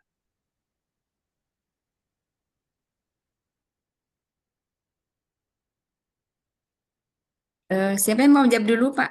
Monggo Bu Sasa maupun Bu Sasa dulu. Nanti dilanjut Pak Mindoro, Mas Mindoro. Ya, baik. Terima kasih Bu Siti Nurrohmah atas pertanyaannya. Jadi untuk seleksi secara genomik, memang kita belum melaksanakan Ibu, tapi dalam roadmap kami sudah kita tetapkan bahwa tahun kemarin kita sudah mulai menginisiasi untuk whole genome sequencing seperti itu. Jadi kami bekerja sama dengan pusat riset yang lain untuk melakukan whole genome ini, untuk kemudian untuk melakukan ke depan kita akan melakukan genomic selection. Jadi kita sudah berbincang-bincang, sudah merencanakan dengan Pak Refliner waktu itu ya, dengan Mbak Reren, kita akan melakukan genome selection untuk varietas-varietas yang unggul. Sebenarnya gen yang mana sih yang menandakan ini itu unggul seperti itu. Jadi sudah kita inisiasi Ibu, walaupun belum kita laksanakan. Mungkin insya Allah tahun ini dalam skema RIM, seperti itu. Kemudian untuk berikutnya adalah untuk multiplikasi kultur jaringan, itu mungkin saya bukan pakarnya yang berhak menjawab ya Ibu. Mungkin nanti Pak Mindoro bisa menyampaikan karena itu terkait dengan perbanyakan yang dilakukan di mitra kami. Jadi mungkin lebih tepatnya kalau masalah yang dilakukan oleh mitra kami nanti teman dari mitra atau dalam hal ini Pak Mindoro yang akan menjawabnya. Yang jelas selama ini kami tidak ada masalah dengan sumaklonal ataupun lainnya dan kita lancar-lancar saja menggunakan kultur jaringan dan juga dengan stek pucuk. Demikian mungkin sedikit dari saya Pak Lili. Selanjutnya monggo Pak Mindoro. Monggo Mas Mindoro. Oke, terima kasih Bu Sasa. Saya lanjutkan ya gitu. Untuk prakteknya tadi pertanyaannya kita bilang seleksi menggunakan genomik gitu. Prakteknya secara riset iya gitu. Itu sudah menjadi tren terutama di industri kehutanan ya gitu 10 tahun terakhir gitu. Kita menggunakan yang kita bilang biasa dikenal marker assisted selection gitu atau disingkat MAS gitu. Di sini secara riset sudah dilakukan kurang lebih 10 tahun gitu. Banyak kita bekerja sama dengan vendor-vendor dari misalnya untuk eukaliptus kita bekerja sama dengan kita bilang Gondwana Genomic gitu ya. Kalau untuk akasia ada dari Orion Amerika gitu, ada dari Italia juga, atau ada dari Spanyol juga gitu. Hanya saja memang hasilnya itu kalau dibilang tidak promising ya gitu. Cuman konsistennya itu konsisten seleksinya itu belum sesuai yang kita harapkan gitu. Masih akan terus ke sana karena challenge-nya tadi itu saat kita membangun model gitu. Bagaimana mengidentifikasi DNA ini gitu terkait dengan phenotype tertentu gitu. Misalnya gitu. Terutama kan kebanyakan kita bilang adiktif ya gitu. Jadi bukan cuma satu dua kita bilang marker, tapi ada banyak marker yang kita bilang banyak alel yang harus kita asosiasikan dengan sifat-sifat tertentu gitu. Prosesnya juga masih terus berkembang, bahkan di Pinus juga saat saya kuliah di Amerika gitu sempat praktek juga, di Pinus juga sempat diaplikasikan gitu. Hanya memang sampai sekarang itu kita bilang masih screening base gitu, atau bukan untuk kita benar-benar reliable terhadap MAS tadi ya gitu. Hanya untuk menyeleksi kita bilang kalau kita bilang ada 2.000 progeny kita seleksi 50% gitu. Yang paling jelek-jelek saja gitu pakai MAS gitu. Tapi bukan untuk memilih saya mau misalnya selection intensity saya 10%. Itu saya menggunakan MAS enggak gitu. Nanti dari kita buang 50% ditanam di klonal, nanti masih dengan metode kita bilang yang konvensional gitu. Kalau untuk kultur jaringan tadi, ini juga spesies dependent gitu. Ada spesies-spesies yang kita bilang tidak punya aging effect, ada spesies-spesies yang punya aging effect tapi masih bisa kita bilang diakali, ada spesies-spesies yang aging effect-nya begitu kuat sampai tidak bisa diklonal gitu. Kalau prakteknya di sini kita bilang contoh eukaliptus atau pada umumnya eukaliptus pelita gitu. Kita nggak pernah ada masalah aging effect gitu. Memang mengkoleksi material yang kita bilang akan diperbanyak itu kita ambil dari pangkal gitu, dari jaringan muda ya, somatik yang muda gitu. Itu bahkan ada klon-klon yang kita sudah tanam sekitar 15 tahun atau ya hampir 15 tahun gitu. Dan belum ada terlihat penurunan kualitas baik pertumbuhannya maupun kualitas kayunya gitu. Tapi di akasia gitu maupun akasia, baik akasia crassicarpa maupun akasia hybrid itu memang agak challenging ya gitu karena ada aging effect-nya gitu. Setelah beberapa cycle kita harus ibaratnya dimudahkan lagi gitu. Ada metode-metode untuk kita bilang mendelay aging effect, yaitu dengan cara mengoleksi shoot dari paling pangkal gitu, bagian-bagian paling pangkal pohon gitu supaya dia kita bilang dekat ke properti juvenil gitu ya, usia muda. Ada juga yang dijaga kemudaannya dalam bentuk kita bilang kultur jaringan di lab sendiri. Jadi dipertahankan begitu dia tumbuh di subculture lagi, tumbuh di subculture terus berulang gitu. Possible ya possible karena industri pulp sendiri sekarang untuk Acacia crassicarpa yang dulunya itu menggunakan seed atau family sekarang udah mulai ke clone gitu. Jadi banyak sekali yang kita bilang nggak mau lagi pakai seed gitu ya karena memang gennya sedikit gitu. Itu sih. Sebagai contoh lagi perbandingan kalau di Pinus gitu atau kita bilang loblolly pine gitu, itu mereka belum bisa menggunakan kita bilang kultur jaringan karena aging effect-nya begitu parah. Jadi begitu dia ambil ditanam performanya nggak seperti yang diharapkan. Ya sekian dari saya.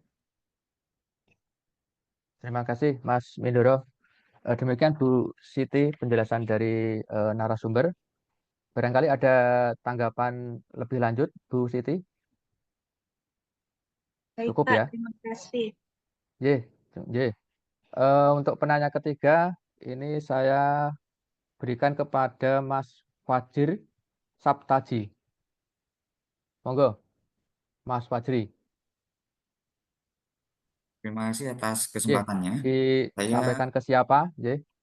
bertanya bisa kepada Mas Rizky atau Teteh Putri Katomdani. Saya ingin bertanya mengenai terutama sifat serat atau sifat turunan yang tadi sudah dipresentasikan, sifat kimianya juga. Kalau dari yang sudah pernah saya pelajari sebelumnya, sifat serat baik sifat turunannya ini kan memiliki pengaruh kalau seandainya kepada pulp yang nantinya produknya adalah kertas.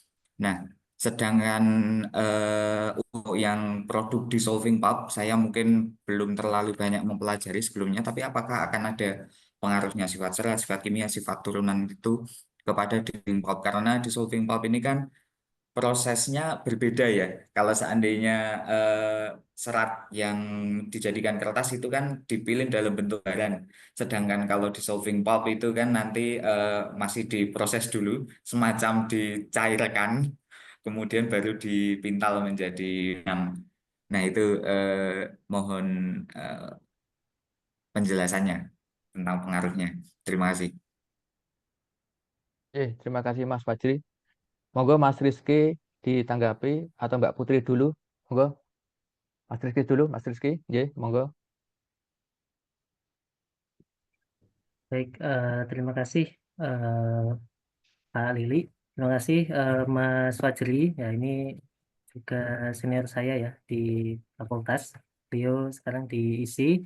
Terima kasih untuk pertanyaannya. Jadi memang ya untuk parameter pengujian atau recruitment pulp dan kertas memang tidak hanya serat, tapi juga komponen dinding sel yang tadi sudah juga disebutkan oleh Mbak Putri ya, ada selulus dan lain sebagainya. Dan memang nanti serat itu secara anatomi berpengaruh ya terkait dengan hasil akhir dari baik itu proses apa pembuatan pulpnya ya, itu ada secara kimiawi ataupun semi kimia atau secara mekanisnya. Ya, kalau seperti panjang serat ya, panjang serat jika seperti kayu daun lebar yang biasanya seratnya pendek, dia jadi dimanapun kalau dari saya ya, bagaimanapun nanti model pembuatan pulpnya seperti eh, apa namanya itu tidak jauh beda terhadap karakteristik serat yang nantinya yang nantinya didapatkan. Jadi memang kalau misal panjang seratnya lebih panjang ya nanti kualitas pulpnya atau eh, seratnya akan lebih kuat seperti itu ya.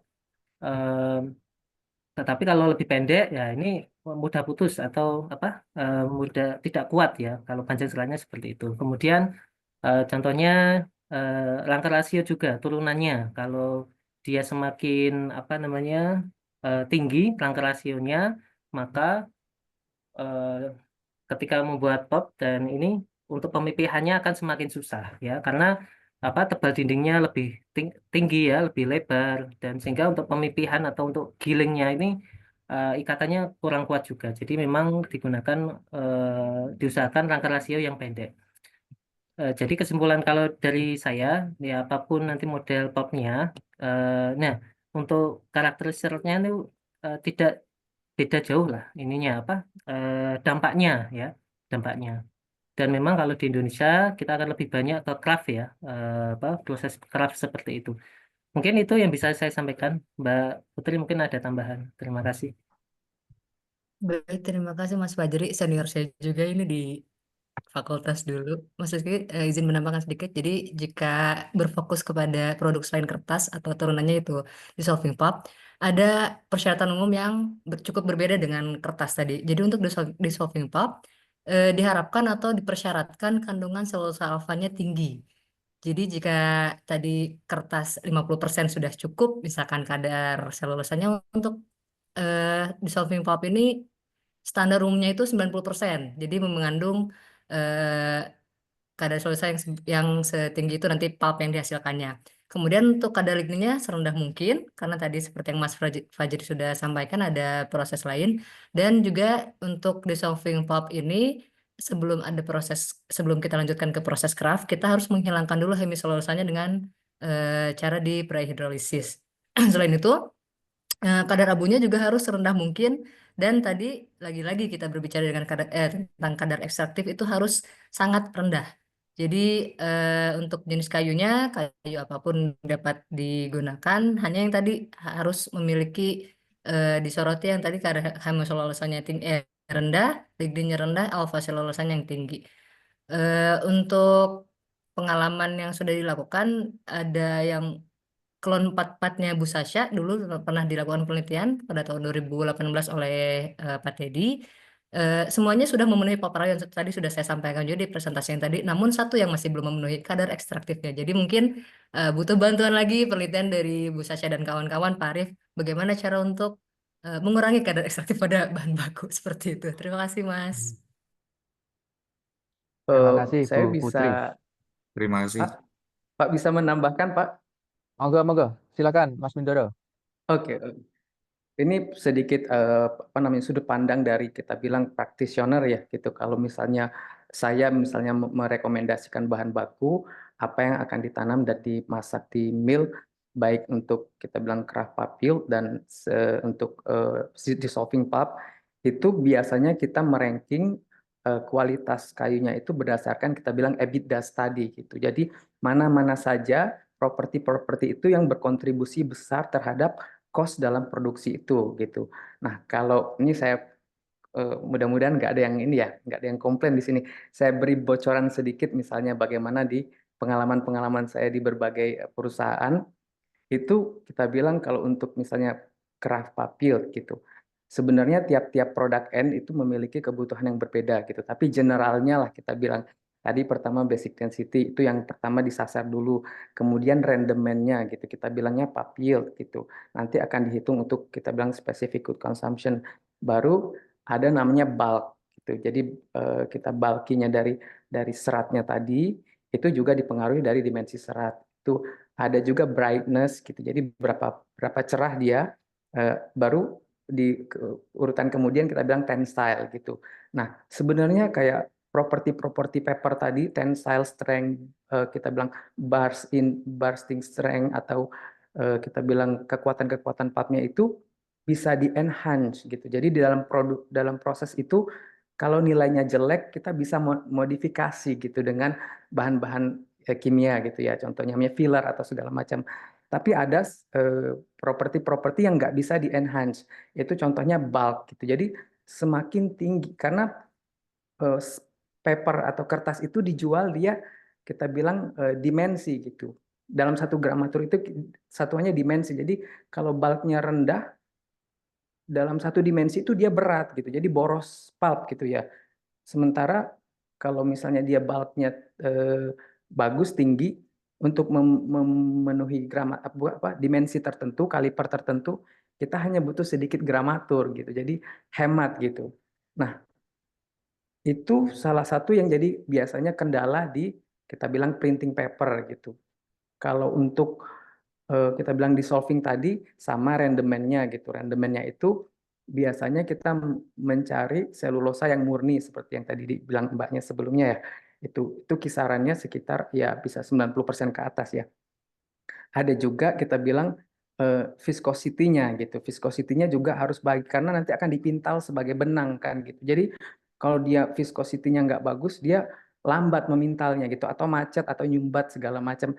Itu biasanya yang membuat kita bilang proses di mill itu bikin sakit kepala itu kalau manajer mill gitu ya. Terus sama juga bleachability-nya gitu, kecerahannya. Terus biasanya terakhir yang diukur itu kadar hemiselulosanya gitu. Karena tadi nature-nya dissolving pulp ini kita mau supaya dia pure, sepure mungkin kita bilang selulosa atau mendekati kapas ya, cotton gitu. Jadi hemiselulosanya juga harus dibuang gitu. Biasanya produk akhirnya itu akan diukur dengan kita bilang kadar pentosannya gitu. Kalau kadar pentosannya tinggi itu biasanya kita hindari gitu. Tapi kalau misalnya kadar pentosannya rendah itu biasanya akan berkorelasi dengan kadar selulosa yang tinggi gitu. Jadi kita mau cari material-material yang kadar pentosannya rendah. Bahkan kadar pentosan itu digunakan sebagai standar dalam penjualan ekspor import pulp gitu. Sekian sih yang berdasarkan pengalaman saya di operasional, Pak. Oke. Terima kasih atas Terima kasih. tambahan penjelasannya Mas Mindoro. Ada yang direspon lagi Mas Fajri? Sudah cukup. Apa cukup? Cukup Terima ya? kasih Mas Rizky, Mbak Putri, Mas Mindoro. Sukses selalu. Oke, terima kasih. Untuk penanya berikut, ini kita masih punya waktu 10 menit. Ini saya berikan ke Mas Rosid Ridho. Monggo Mas Rosid, ke siapa pertanyaannya? Ya, terima kasih Pak atas kesempatannya. Saya ingin menanggapi dari Bapak Rizky Arisandi di sini ya. Gimana kabarnya Ki? Ya, Oke, alhamdulillah sehat. tadi ada Sehat. salah satu yang menarik di sini tentang Jabon ya.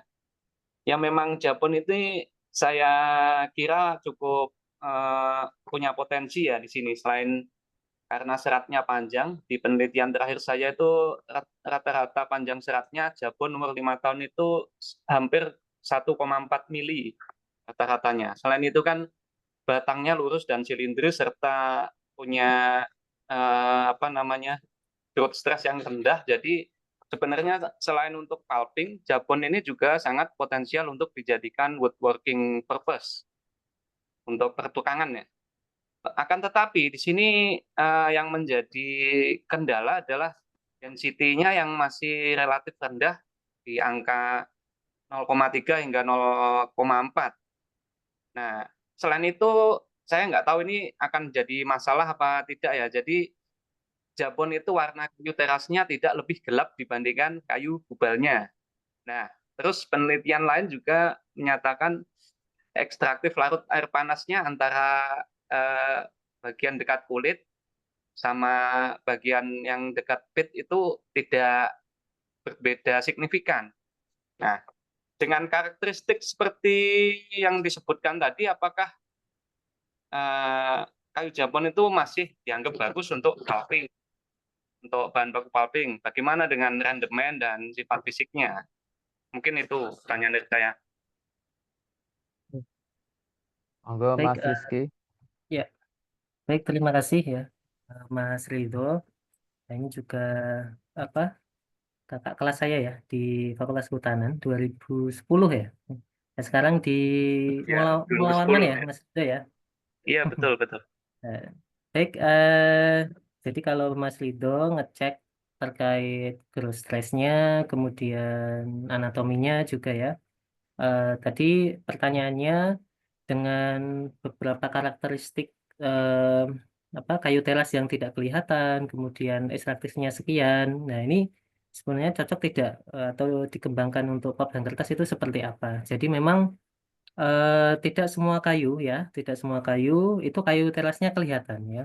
Kayak Jabon, Sengon itu beberapa kayu terasnya tidak kelihatan, tetapi kayu-kayu dengan kayu teras yang sangat kelihatan sekali berwarna, akasia, jati dan sebagainya, jati untuk konstruksi ya. Nah itu memang secara ekstraktif itu apa yang memberikan warna itu istilahnya senyawa fenolat ya, senyawa fenolat. Jadi kalaupun nanti tidak secara kelihatan di kayu terasnya di secara cross section itu, tetapi kayu terasnya bisa dicek secara anatomi, dilihat dari ini basic lab banget ya, dilihat dari sel parenkimnya seperti itu.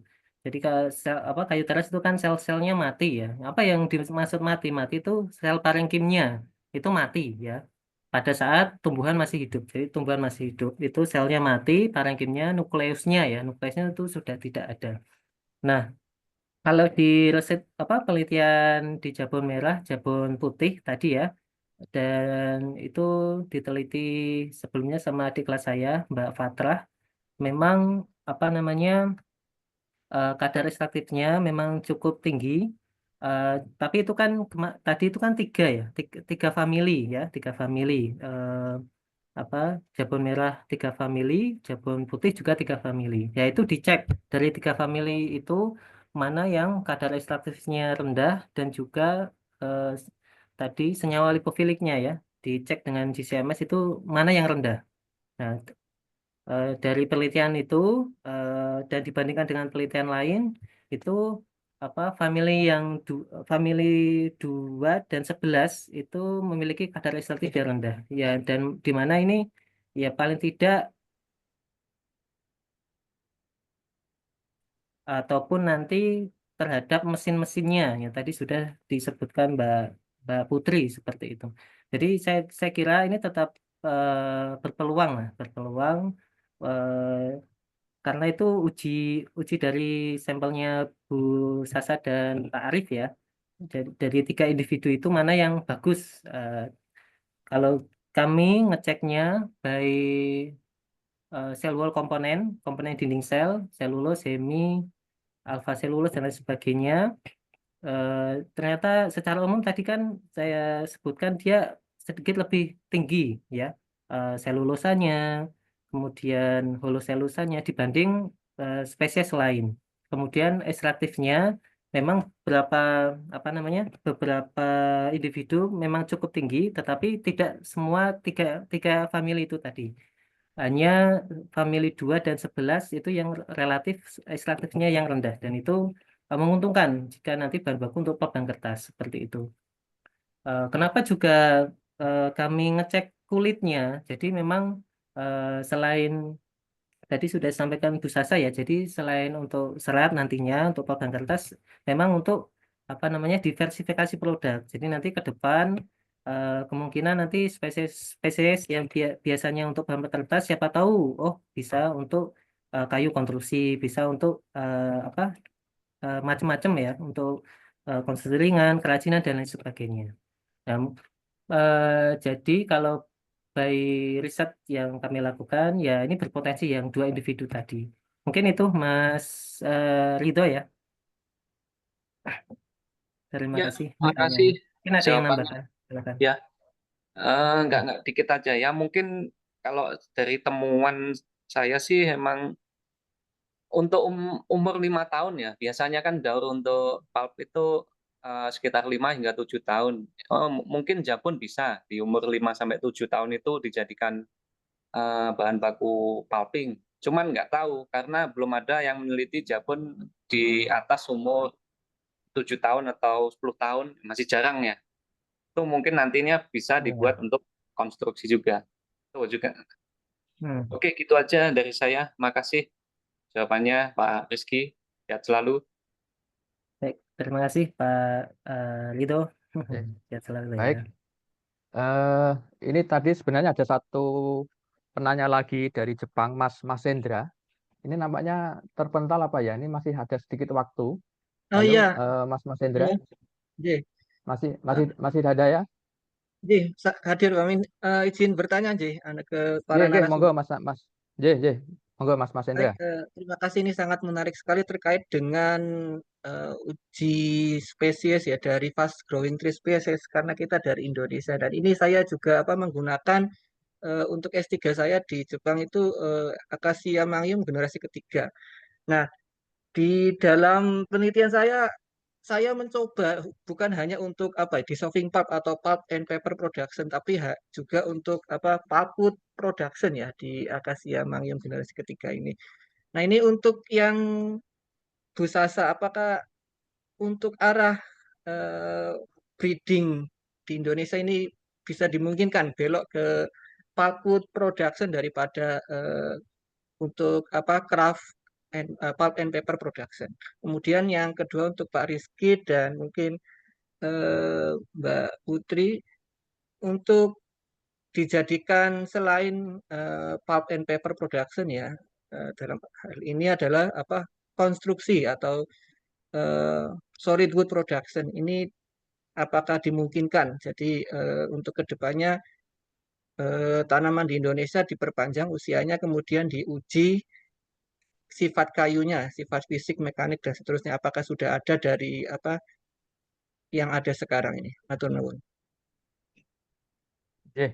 Monggo Bu Sasa langsung ditanggapi. Terima kasih Pak Mas Hendra, jauh-jauh dari Jepang. Mungkin bisa saya tambahkan sedikit tadi Pak, untuk tadi sudah saya sebutkan di awal bahwa di akhir-akhir tahun ini kita untuk diversifikasi produk kita bisa riset ke yang lain. Jadi untuk akasi hibrid ini kita sudah riset satu untuk pengawetan kayunya Pak, untuk pengeringan kayu sudah kita lakukan. Kemudian untuk keawetan naturalnya atau natural durability dengan percobaan termits itu memang semuanya di atas SNI. Jadi akasi hibrid bisa untuk kayu konstruksi. Dan yang ketiga adalah untuk energi Pak. Jadi sudah dicek untuk kalori untuk arang aktifnya, sudah dicek di labnya kayu energinya di UGM dan semuanya sudah di atas SNI. Ada satu yang masih belum yaitu untuk kadar abunya Pak. Jadi kadar abu masih sedikit 0, sekian gitu di atas SNI. Jadi PR kita adalah bagaimana menghasilkan kayu hybrid yang memiliki kadar abu lebih rendah. Kalau kalorinya sudah 6 ribuan, jadi sudah di atas jauh di atas SNI. Jadi itu sedikit hasil riset kami di luar pulp and paper seperti itu, Pak Mas Indra. Terima kasih Pak Lili. Oke, monggo Mas Rizky mau ditanggapi. Oke, matur nuwun Pak Lili. Ya, selamat. Di sana jam berapa ini Mas Indra ya di Jepang? Jam Ya, 1. jam 1 ya, selisih 2 jam ya dari Indonesia. Ya, terima kasih sudah hadir. Em, ya tadi memang nanti arahnya tidak hanya untuk papan kertas, memang dari kelompok risetnya Pak Arief dan Bapak Ibu yang lain, nanti mungkin juga arahnya ke industri yang lain ya, konstruksi, energi dan lain sebagainya. Tapi memang ada beberapa requirement yang dibutuhkan, misalnya kalau memang untuk konstruksi ringan atau ya untuk konstruksi ya, misal harus persentase terasnya tinggi, kadar ekstraktifnya tinggi, lignitnya tinggi ya seperti itu. Itu yang nanti perlu dijawab ya dengan bahan baku yang nanti akan di breeding oleh dari Bapak Ibu breeder ahli di situ. Baru nanti kita cek di lab seperti itu. Jadi saya kira itu tantangan ya, challenging. Makanya di beberapa penelitian sebelumnya itu tidak hanya kayu yang dicek, tapi kadang juga kulit. Bagaimana kita juga bisa memanfaatkan kulit ini sebagai added value yang lain untuk bahan farmakologi dan lain sebagainya. Karena juga kan banyak mengandung zat ekstraktif tertentu ya, fenolat, lignan dan lain sebagainya. Dan memang untuk penelitiannya saya kira masih sangat sedikit ya Mas. Tapi ini jadi tantangan ya. Saya juga belum begitu banyak membaca terkait penelitian yang di mana kayu-kayu yang biasanya untuk pulp kertas ini digunakan untuk bahan-bahan konstruksi dan lain sebagainya. Saya kira ini peluang untuk kita riset di situ dan nanti banyak publikasi di sana ke arah sana. Mungkin itu yang bisa saya sampaikan. Saya Terima kasih tambahkan Mas sedikit Rizky. Mbak Lili. Oh, Tadi ada Bu yang Sasa terlewat. monggo. Ya, mohon maaf tadi Pak Mas Indra ada yang terlewat. Jadi untuk Fishmack-nya KC Hybrid juga sudah diteliti oleh labnya Mbak Fani, Ibu Fani dari Fakultas Kedokteran UGM.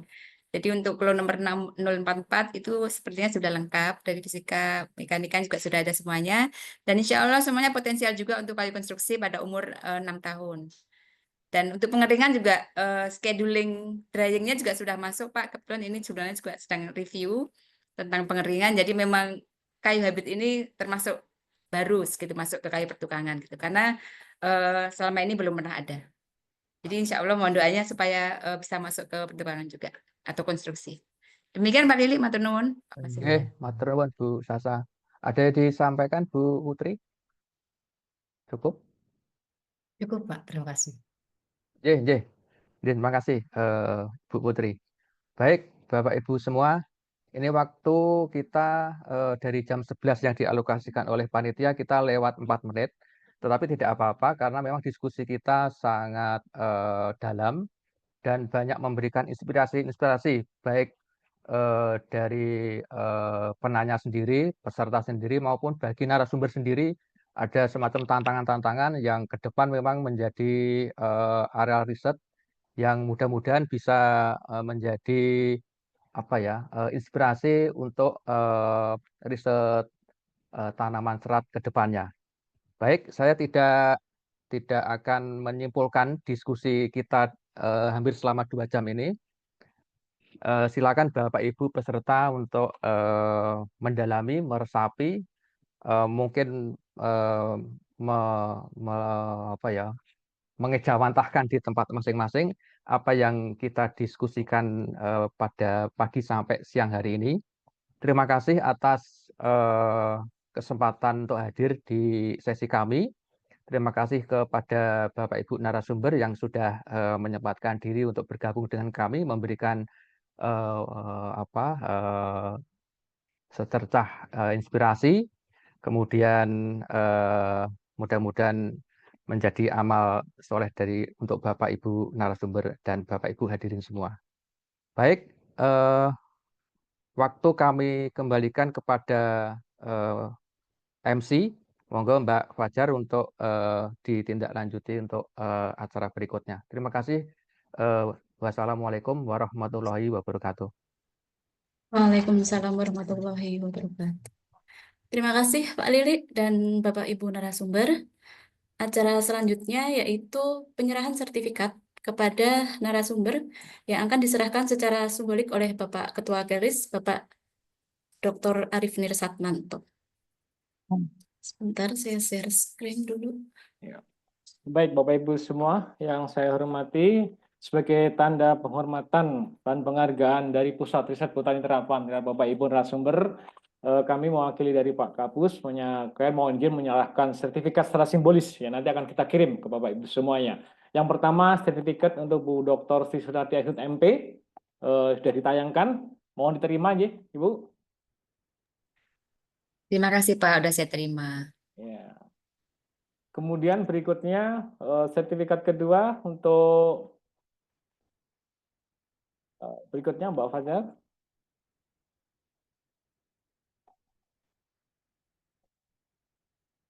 Sebentar Bapak Ibu ditunggu sebentar.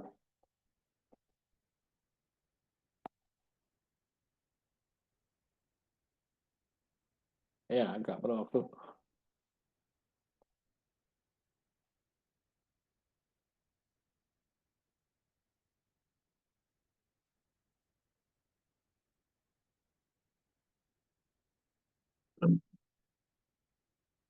Oke, yang muncul ini.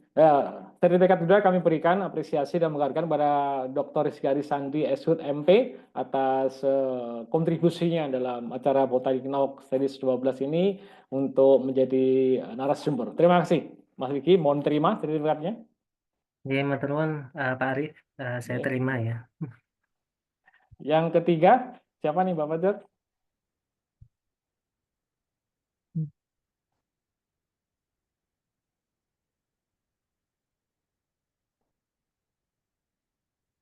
Ya, yang ketiga sertifikat kami berikan atas nama Pusat Riset Botani Terapan kepada Bapak Mindoro Rasogi SHUT MSc atas kontribusi dan partisipasinya sebagai narasumber pada Botanik Series 12 kali ini. Mohon terima, Mas Mindoro. Terima kasih Bapak Ibu, terima kasih kesempatannya. Ya. Berikutnya untuk yang keempat.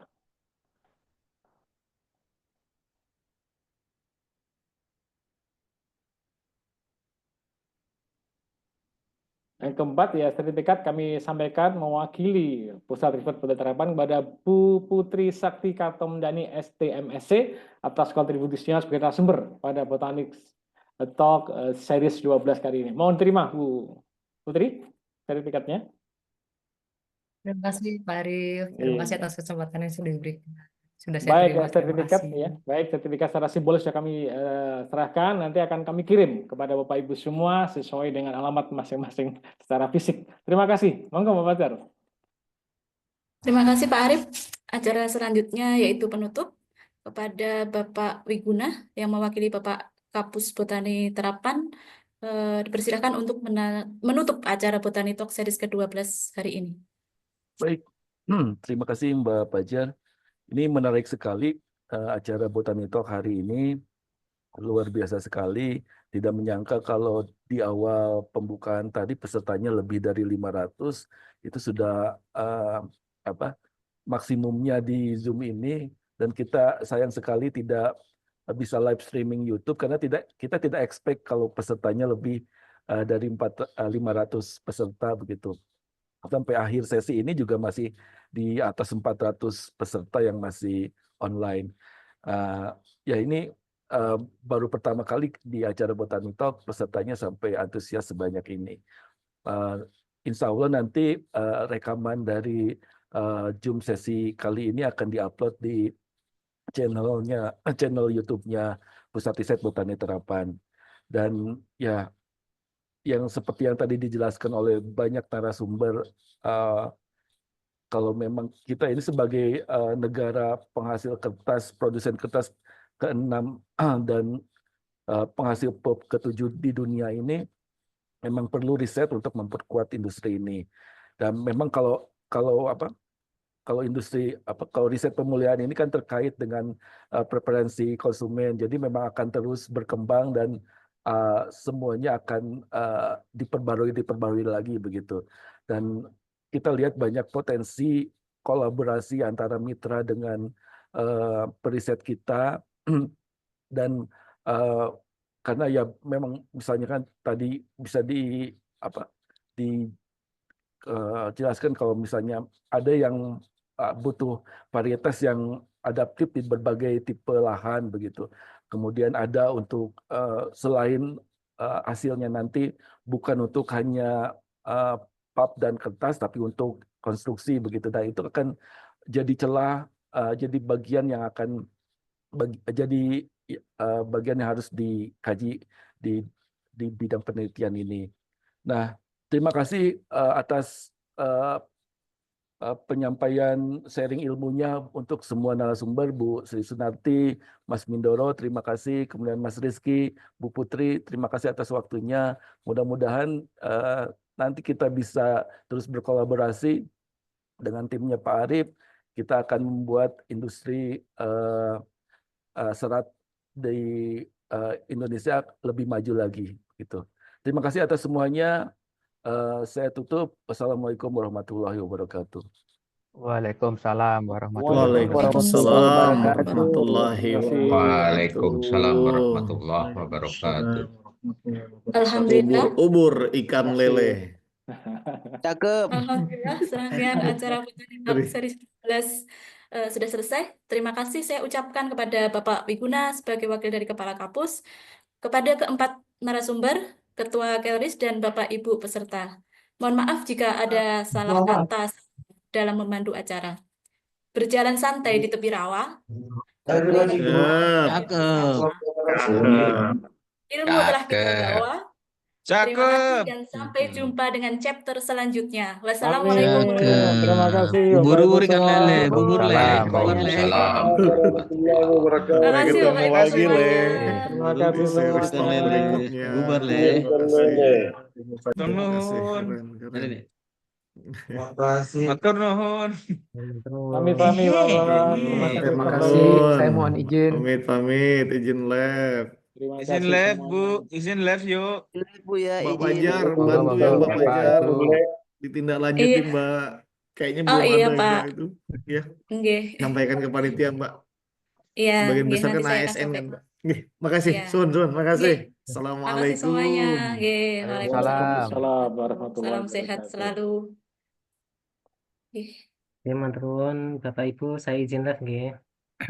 Makasih Mas Rizky. Makasih, Mas Rizky. Sama-sama. Makasih Mbak Putri. Ya, terima kasih Makasih banyak. Mbak Izin Mindoro, untuk Bu Sasa. Arif, Nisa. Oke, sama-sama. Terima kasih semuanya. Ya, maturun. Terima kasih. Saya izin keluar. Sama-sama, Bapak.